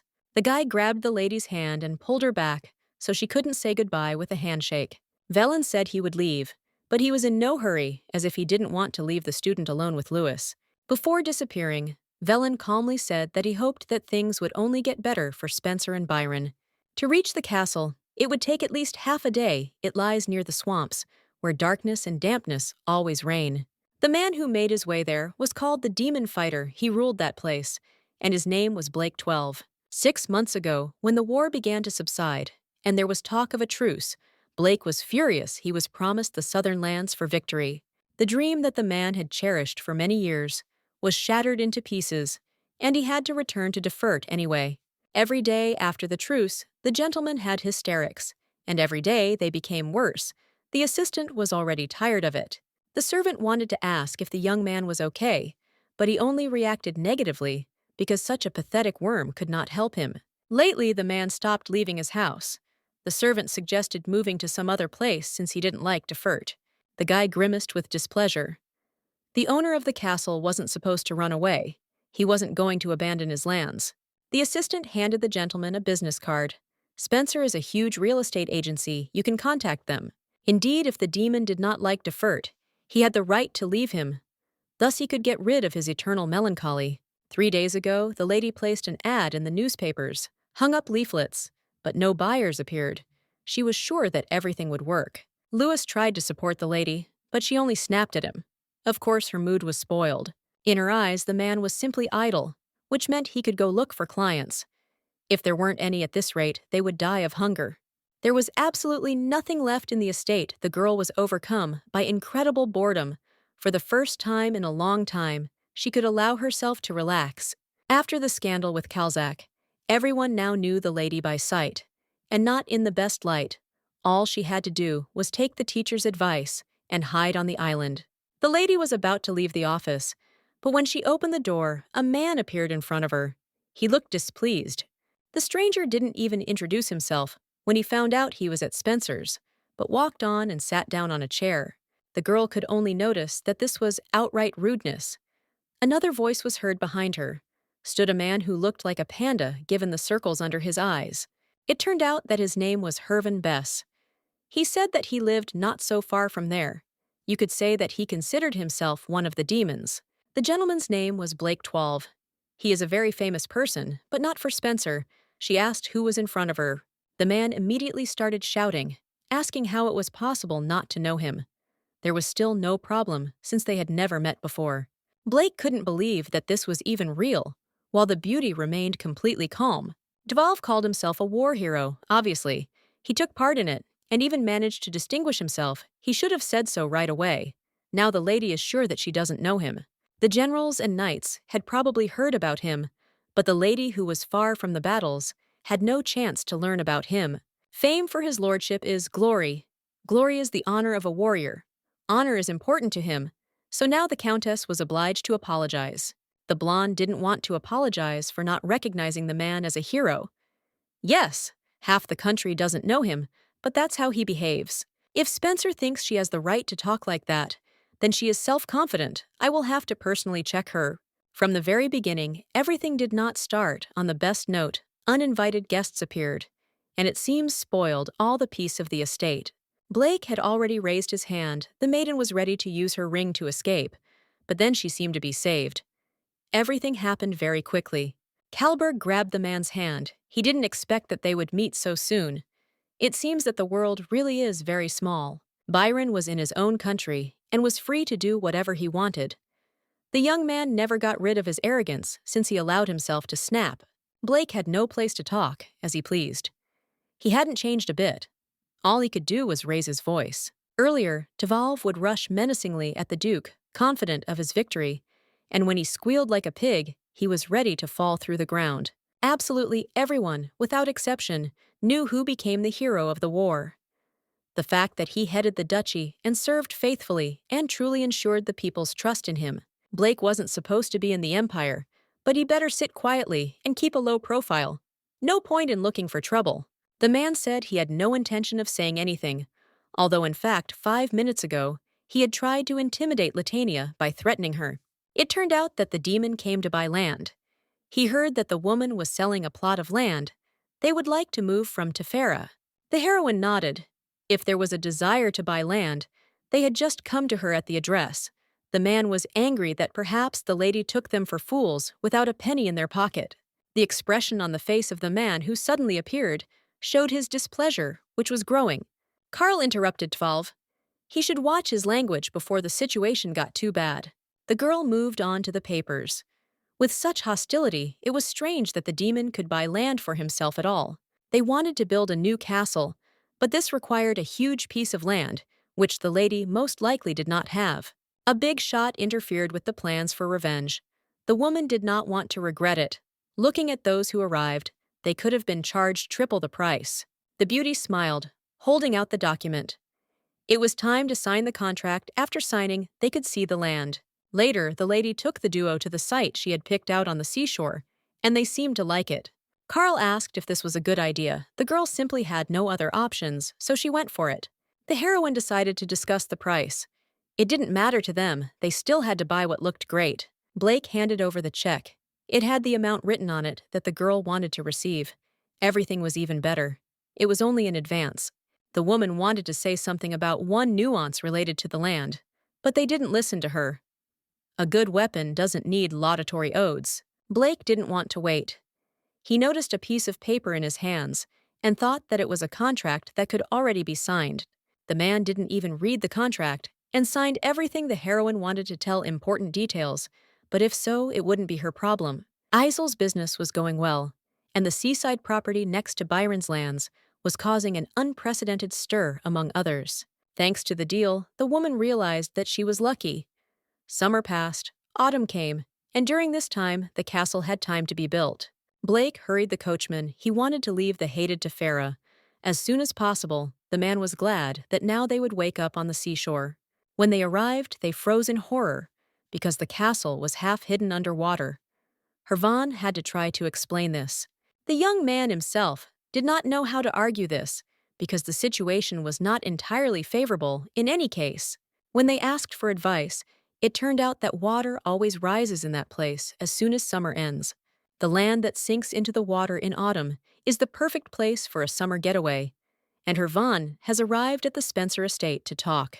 As it turned out, 2 months ago, she sold half of the property, including the house, so the Count will no longer be found there either.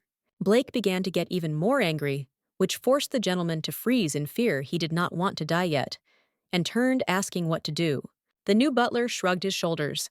They say that the Countess went broke. Even a huge number of creditors were chasing her. The man did not spread rumors about Latania. They were not friends, so she did not report on her movements. It was possible to contact the Wisconsin Bank, where, by the way, Hervan was given a loan to build that very castle. It turned out that the place was also closed.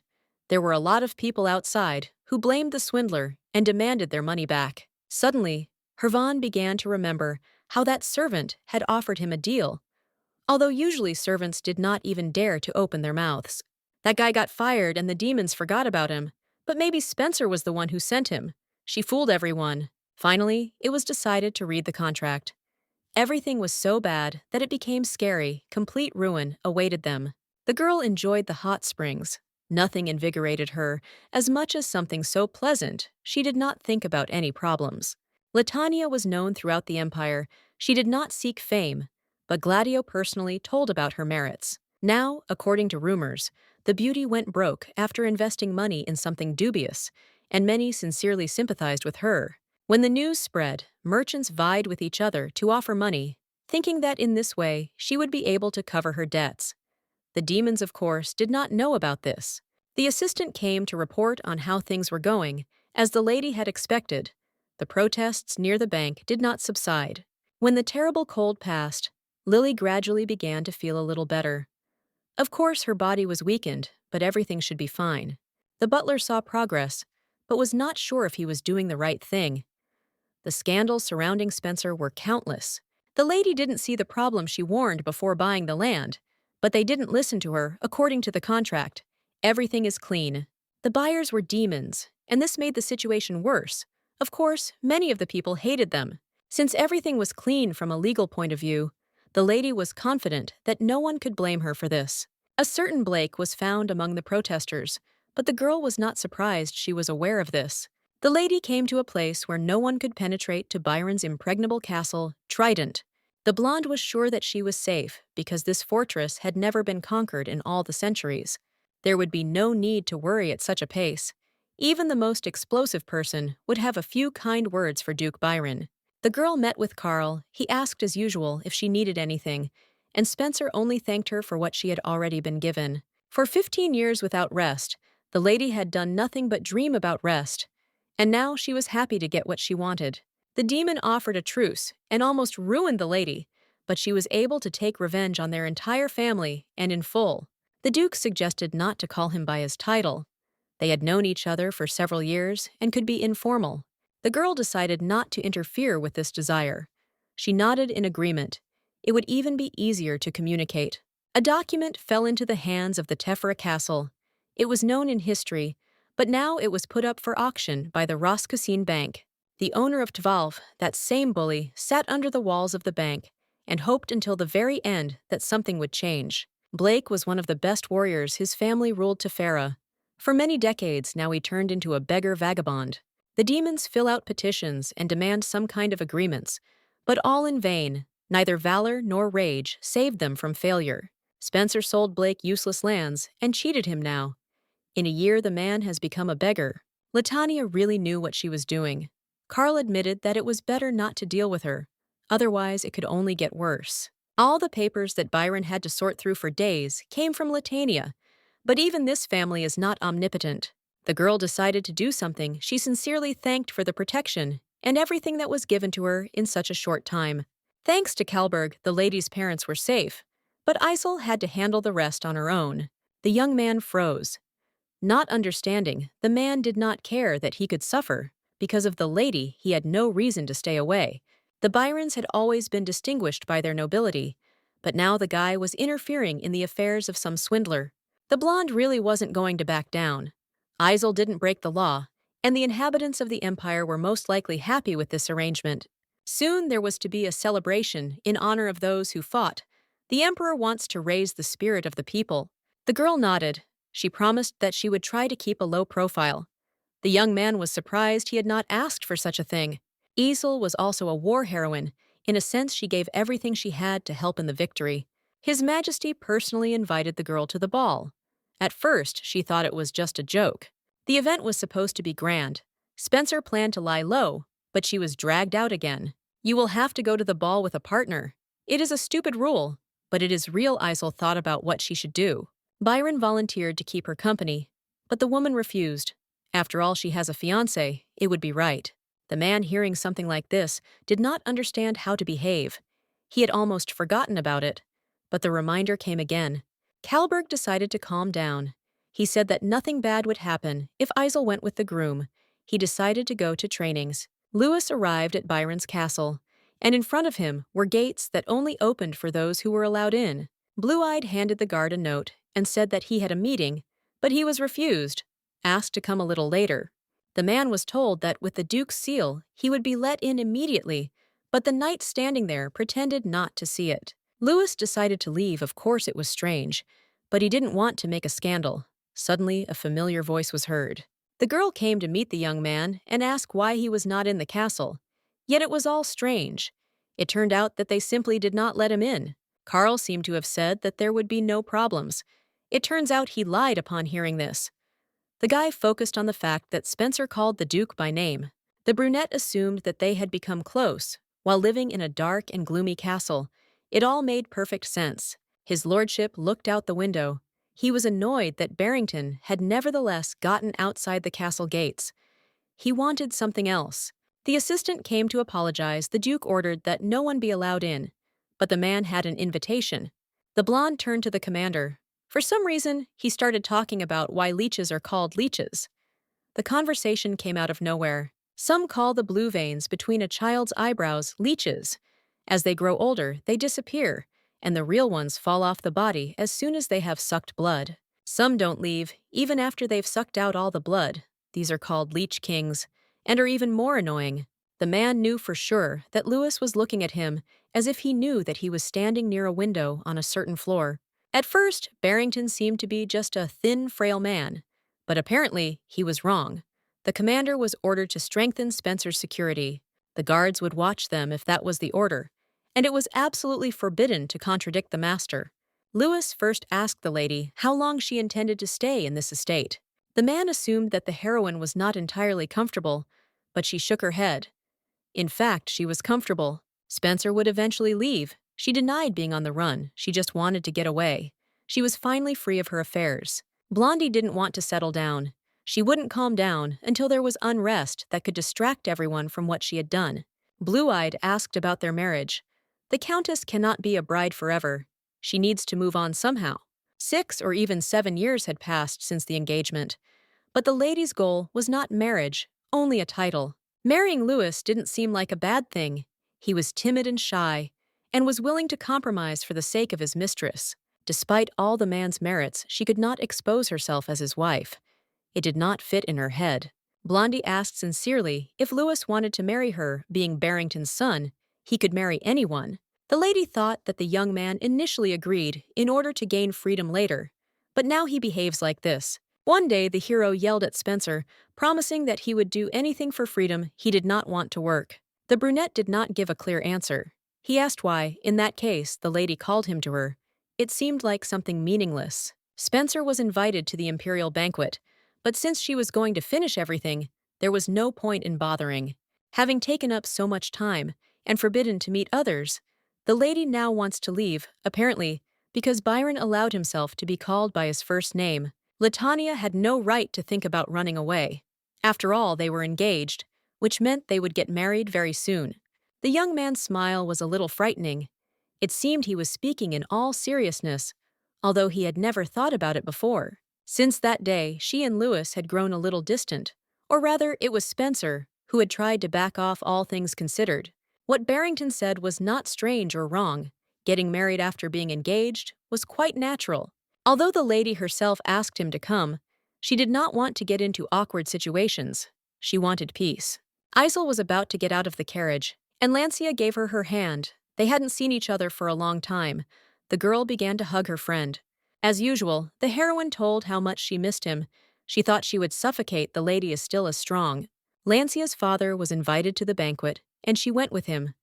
What was more important was what Isley could tell her friend. Perhaps Ermund was upset, because the heroine left without saying anything, although this was done simply because it was necessary. The blonde didn't want to involve anyone in her problems, but now she had to promise that this would never happen again. The girl heard the news about what happened, but when she arrived at the estate, it had already been sold, and the demons were protesting. I had to apologize, but I was just curious how I managed to find out that the lady would be coming to the ball. Not many people knew about the banquet. As it turned out, the beauty was told that a man came forward who just happened to become an informant. Unfortunately, they didn't recognize him. The only guess was that he was a former client, one of them. Isel was reminded that it was Ishmael. The girl apologized for her tactlessness. They needed to talk. A lot of time had passed since that moment, since the last meeting, and it was difficult to keep all the information in my head. About 15 years passed. They both changed, but they could still communicate so calmly on various topics. It's been very hot outside lately. Before, the prince was bored because it was cold, but now he dreams of winter again. Ismail was surprised to see those people whom he hoped never to meet right in the imperial castle. The whole thing was about Vernadar, and the girls immediately realized that there would definitely be some unfavorable information. It's been over a year since the blood of those defending the empire was spilled in the mountains, but it seems like everyone has forgotten about it. Gladio was once steadfast and loyal to the empire, but he has become comfortable ignoring the past. Vernadar, like a demon, fed on deception and delusion. It was she who corrupted Velen and alienated him from his comrades. Ishmael's brother was the first to forget his rule, that the past should always be honored. He gave the order to deal with compensation for damages. Vernadar uses his techniques to undermine a person's core beliefs. These are the realities of life. Even the supreme mage succumbed to the girl's lies and suffered a collapse, so it is very likely that the same fate awaits the emperor. It was not for nothing that Ishmael told the story to Isel. She is much more capable and better than she thinks. Spencer calls herself an ordinary businesswoman, but her connections are impressive. She knows both Basquiel and Byron. Even Archmage Velen and the three on the side of the lady. His Highness wanted to ask for some favor. The man didn't have time to open his mouth. The princess appeared in the room. She seemed to be looking for Ishmael. Vernadar Fadis was not an easy woman. Spencer herself understood this without any hints. The gentleman arrived at the estate. There was an ominous atmosphere there. While all the servants greeted him, he asked where Vernadar was, who was ordered to wait. The girl decided to take a little walk. The brunette took out his anger on the butler, who seemed too happy to him. A man will not die prematurely if he obeys and carries out all orders properly. Another person replied that the woman had gone to meet Spencer, which was typical of her, as she usually doesn't listen. It is quite obvious that the emperor's wife will not listen to some count's son. She imagines herself to be something incomprehensible. The man called Kalzak and ordered him to seize his sister as soon as she left the room. The young man, his eyes sparkling, asked to be careful with the emperor's wife, since she might still complain. Vernadar said that the lady's eyes were as beautiful as blood. She noted that the Ashila clan loved such eyes. They were so adorable, and the girl wanted them so much that she was ready to rip them out of their eye sockets to take them. Ishmael asked to watch his language. The title of the imperial mistress does not give the right to say disrespectful things. The lady shrugged. She only wanted to pay a compliment, and even more so, she shouldn't be judged so harshly. The prince also did not behave very well. The lady asked him to improve a little, showing his manners. A high-ranking wife of a ruler had the right to say something to a prince of lower status. Thetis turned to the countess. It seems she interrupted the conversation because she wanted to continue the conversation in another place. Her offer was rejected. The lady didn't even understand where this was all leading to, but she definitely didn't want to be involved in it. Her goal was to live a long and peaceful life. The brunette was angry. She didn't understand how this could be, so she asked again, clarifying whether it was true. Spencer had little time, and the preparations for the banquet had not yet begun. She was only a businesswoman and could not afford to talk to members of the imperial retinue. The woman calmly refused, but even that didn't please her. Nothing could be done. The process still wanted to talk. She wants to spend time together. Spencer has deceived many demons. It's only a matter of time before she's spared or killed. The woman tried to remain calm. She did not deceive anyone. From the point of view of the law, she is clean. Thetis didn't seem to care about this. Her word is law, so absolutely everyone is obliged to obey her. His Majesty came into the room. The guy looked exhausted. The circles under his eyes were frightening. The last time they saw each other, he was cheerful, intelligent, and showed promise of becoming a wise ruler. Blondie ignored everyone.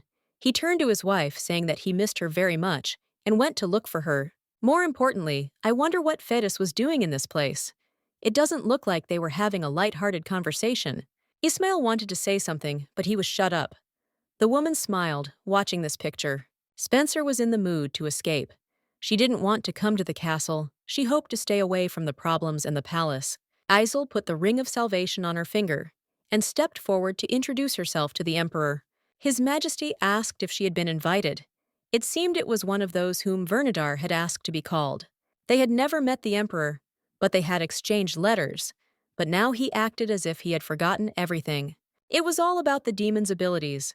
The blondie asked again what the conversation was about. Ver only asked the countess to pay compensation, and the man immediately agreed with his wife. Spencer's actions have affected many demons, both of whom want peace, and we need to try to maintain it. In an instant, it became clear how terrible and disgusting power can be, especially at times. Power can easily crush a person. The woman calmly said that she did nothing wrong. Isel followed all orders, reported every potential trouble, and acted within the imperial law. In the end, the land was sold to buyers who needed it. Some suffered losses, but that's business. You can hope for success, but no one is sure. Like many others, the lady also suffered losses, and yet it is unclear why she is obliged to pay compensation. The blonde didn't lecture anyone, she just insisted on her innocence, and that's how it was. The knights came forward. The lord ordered the countess to be seized. The emperor's power was truly impressive in its scope. With power over the squad, the man turned an innocent man into a guilty one with a snap of his finger. Spencer had initially put so much effort into this to avoid ending up in this situation, she really should have let it slide. Gladio snapped. The woman dared to say such things, and for this, she definitely should have been immediately seized. Iseli remembered her teacher's words. She was about to rub the ring when Byron appeared. Charles arrived just in time, and immediately, all the knights retreated and let the countess go. She was very lucky. The man didn't think that the emperor's desires would change so much since their last meeting. It was like a different person in front of him. If the ruler desperately wanted to die, Byron could settle the matter himself. This time, everything would be different. The fist crashed into the wall next to the master's face.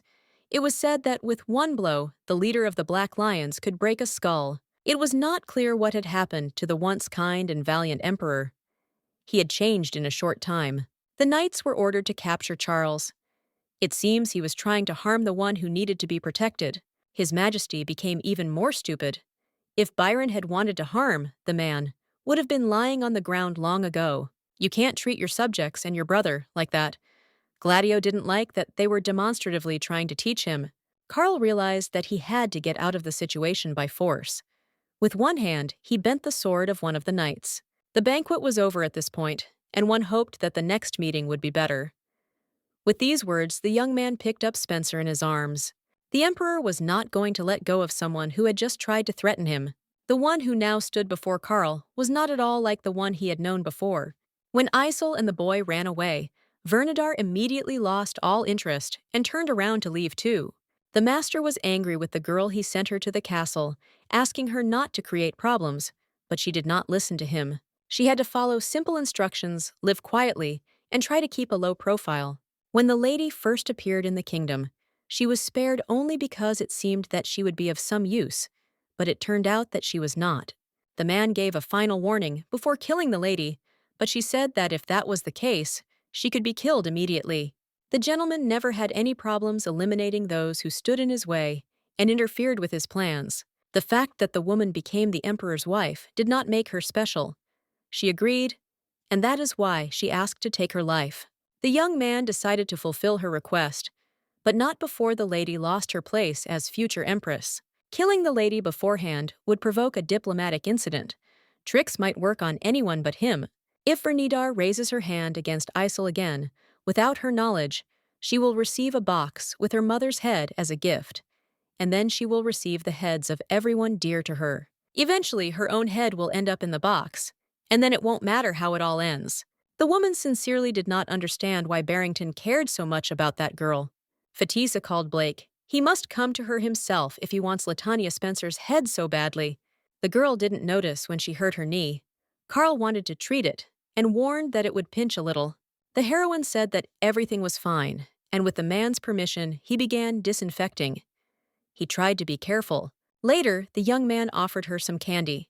They say that sweets make the pain less noticeable, and the blonde agreed. Unwrapping the candy, Carl put it in the girl's mouth, and she smiled. It was so delicious that she immediately forgot about the pain. I wanted to think that everything would be fine with the Duke, even though he was important. But one cannot contradict the ruler of the empire. The blonde assured that he would be fine, even if he raised his hand to him. At the moment, he was not in any danger. The lady felt uneasy about dragging her friend into trouble, when suddenly the door swung open and Louis walked in. He clearly sounded unhappy. If the couple wanted to coup, they should hide away from sight. His Grace reminded her that Isel had a fiancé whom she must not cheat on with some other man. Lancia caught up with Vahidman. She wanted to talk about the problem that had accidentally arisen out of nowhere. Isel was wounded, and these words made the man startle. He asked how it happened and asked about the wound. The beauty is fine, but the emperor almost got into a really serious fight. For some reason, the topic was changed to Gladio. Spencer took Carl with him, which meant that all that was left was to take care of the gentleman so that he didn't start to behave even worse. The Duke knew what he thought of demons. They were uninvited guests to him. Louis thought the same about Carl. The man appeared out of nowhere. Although they had known each other for 15 years, the couple had not communicated during all this time, which meant it was not even worth starting. Blue-eyed as surprised, many girls came to the Duke, but each time he refused, and now he is pursuing the one who has a fiancé. Byron was known for his forthrightness, but now he remained silent, while Barrington hurled insults. The man's interest was not in the bride, but in her wound. Then it was better to take her straight to the doctor and not worry. His lordship's intentions were obvious, and as he continued to make excuses, he looked even more disgraced. The implication was that when Isel got hurt, she was taken away only to gain her favor. The Duke suddenly decided to admit that everything was so, but the groom also shouldn't have asked such questions. His status was merely nominal. Spencer entered into a fictitious engagement that would allow her to secure her noble title, nothing more.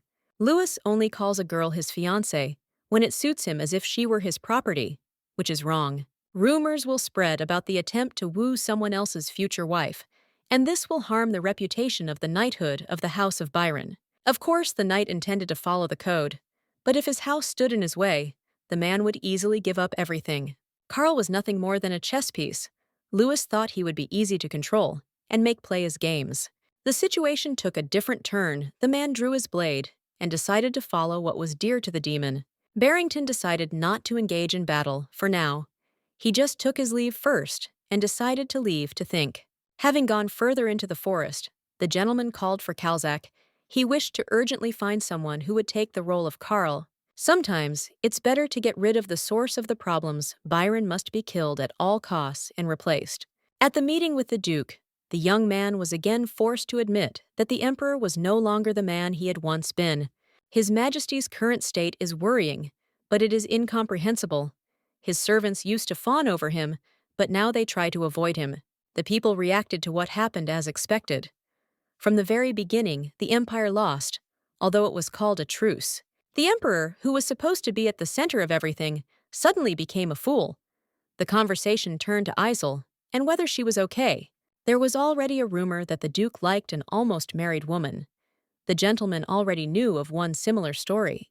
Eventually, the man was caught red-handed, and he said the stupidest thing. He got angry and claimed that it didn't matter that she was taken.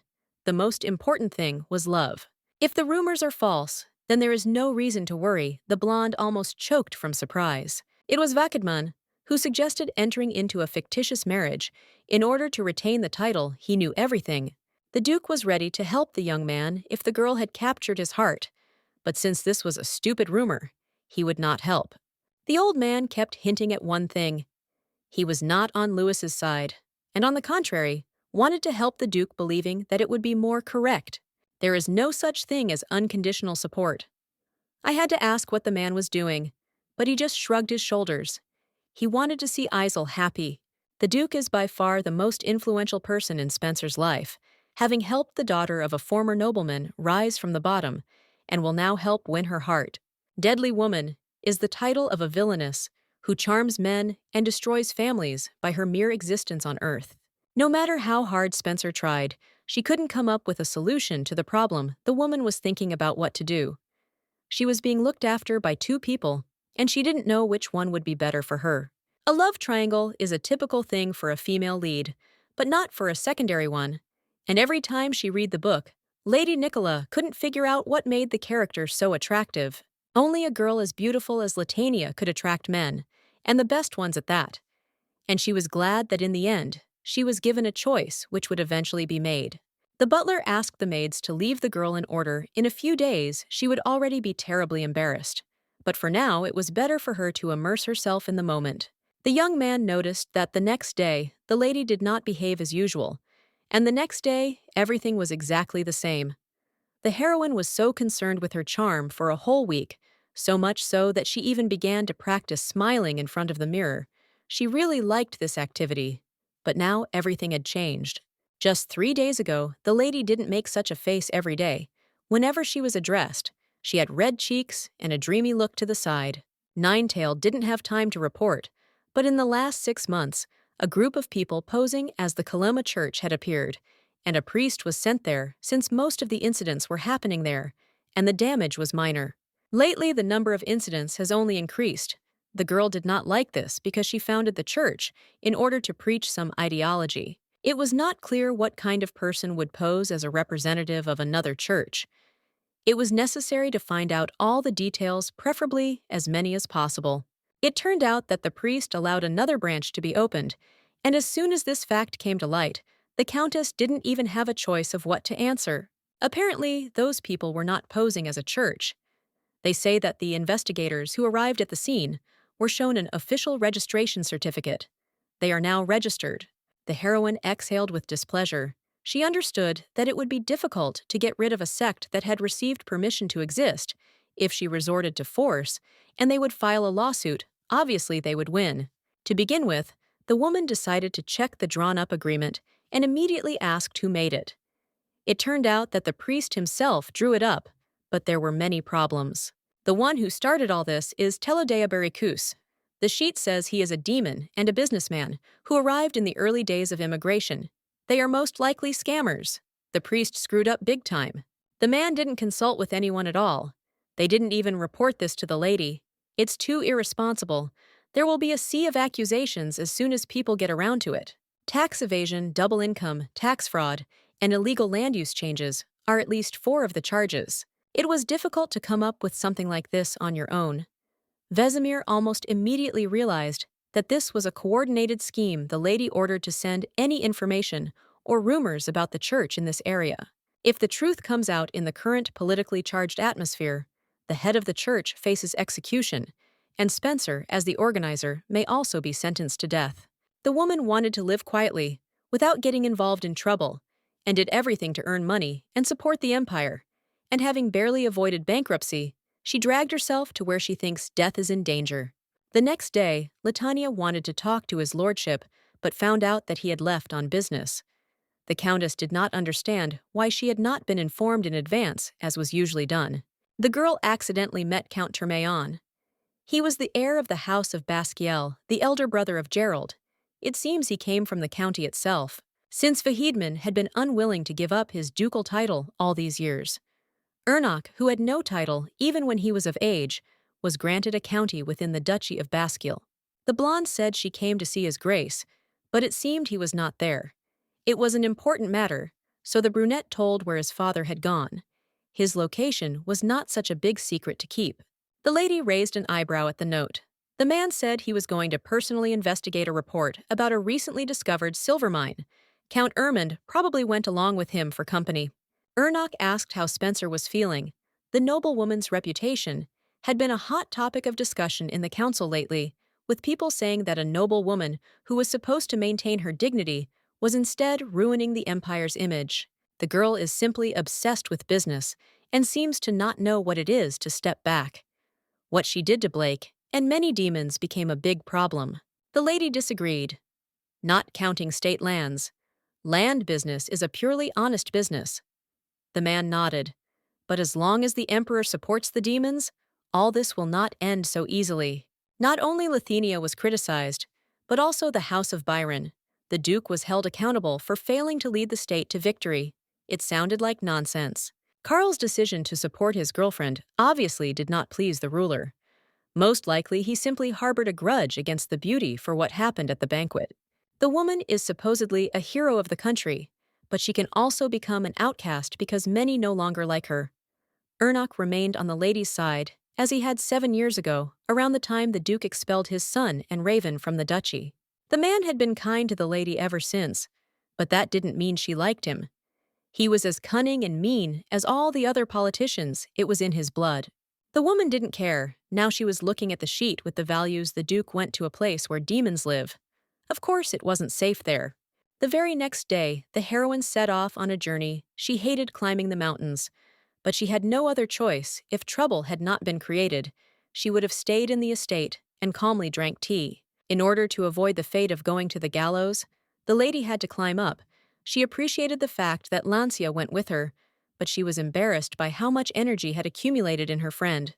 The blonde was strong and cheerful, even after a long journey. Most likely she was doing sports or something, although the Count seemed to be worried that she spent all her time in the room. Byron offered to help because he saw how exhausted the beauty was.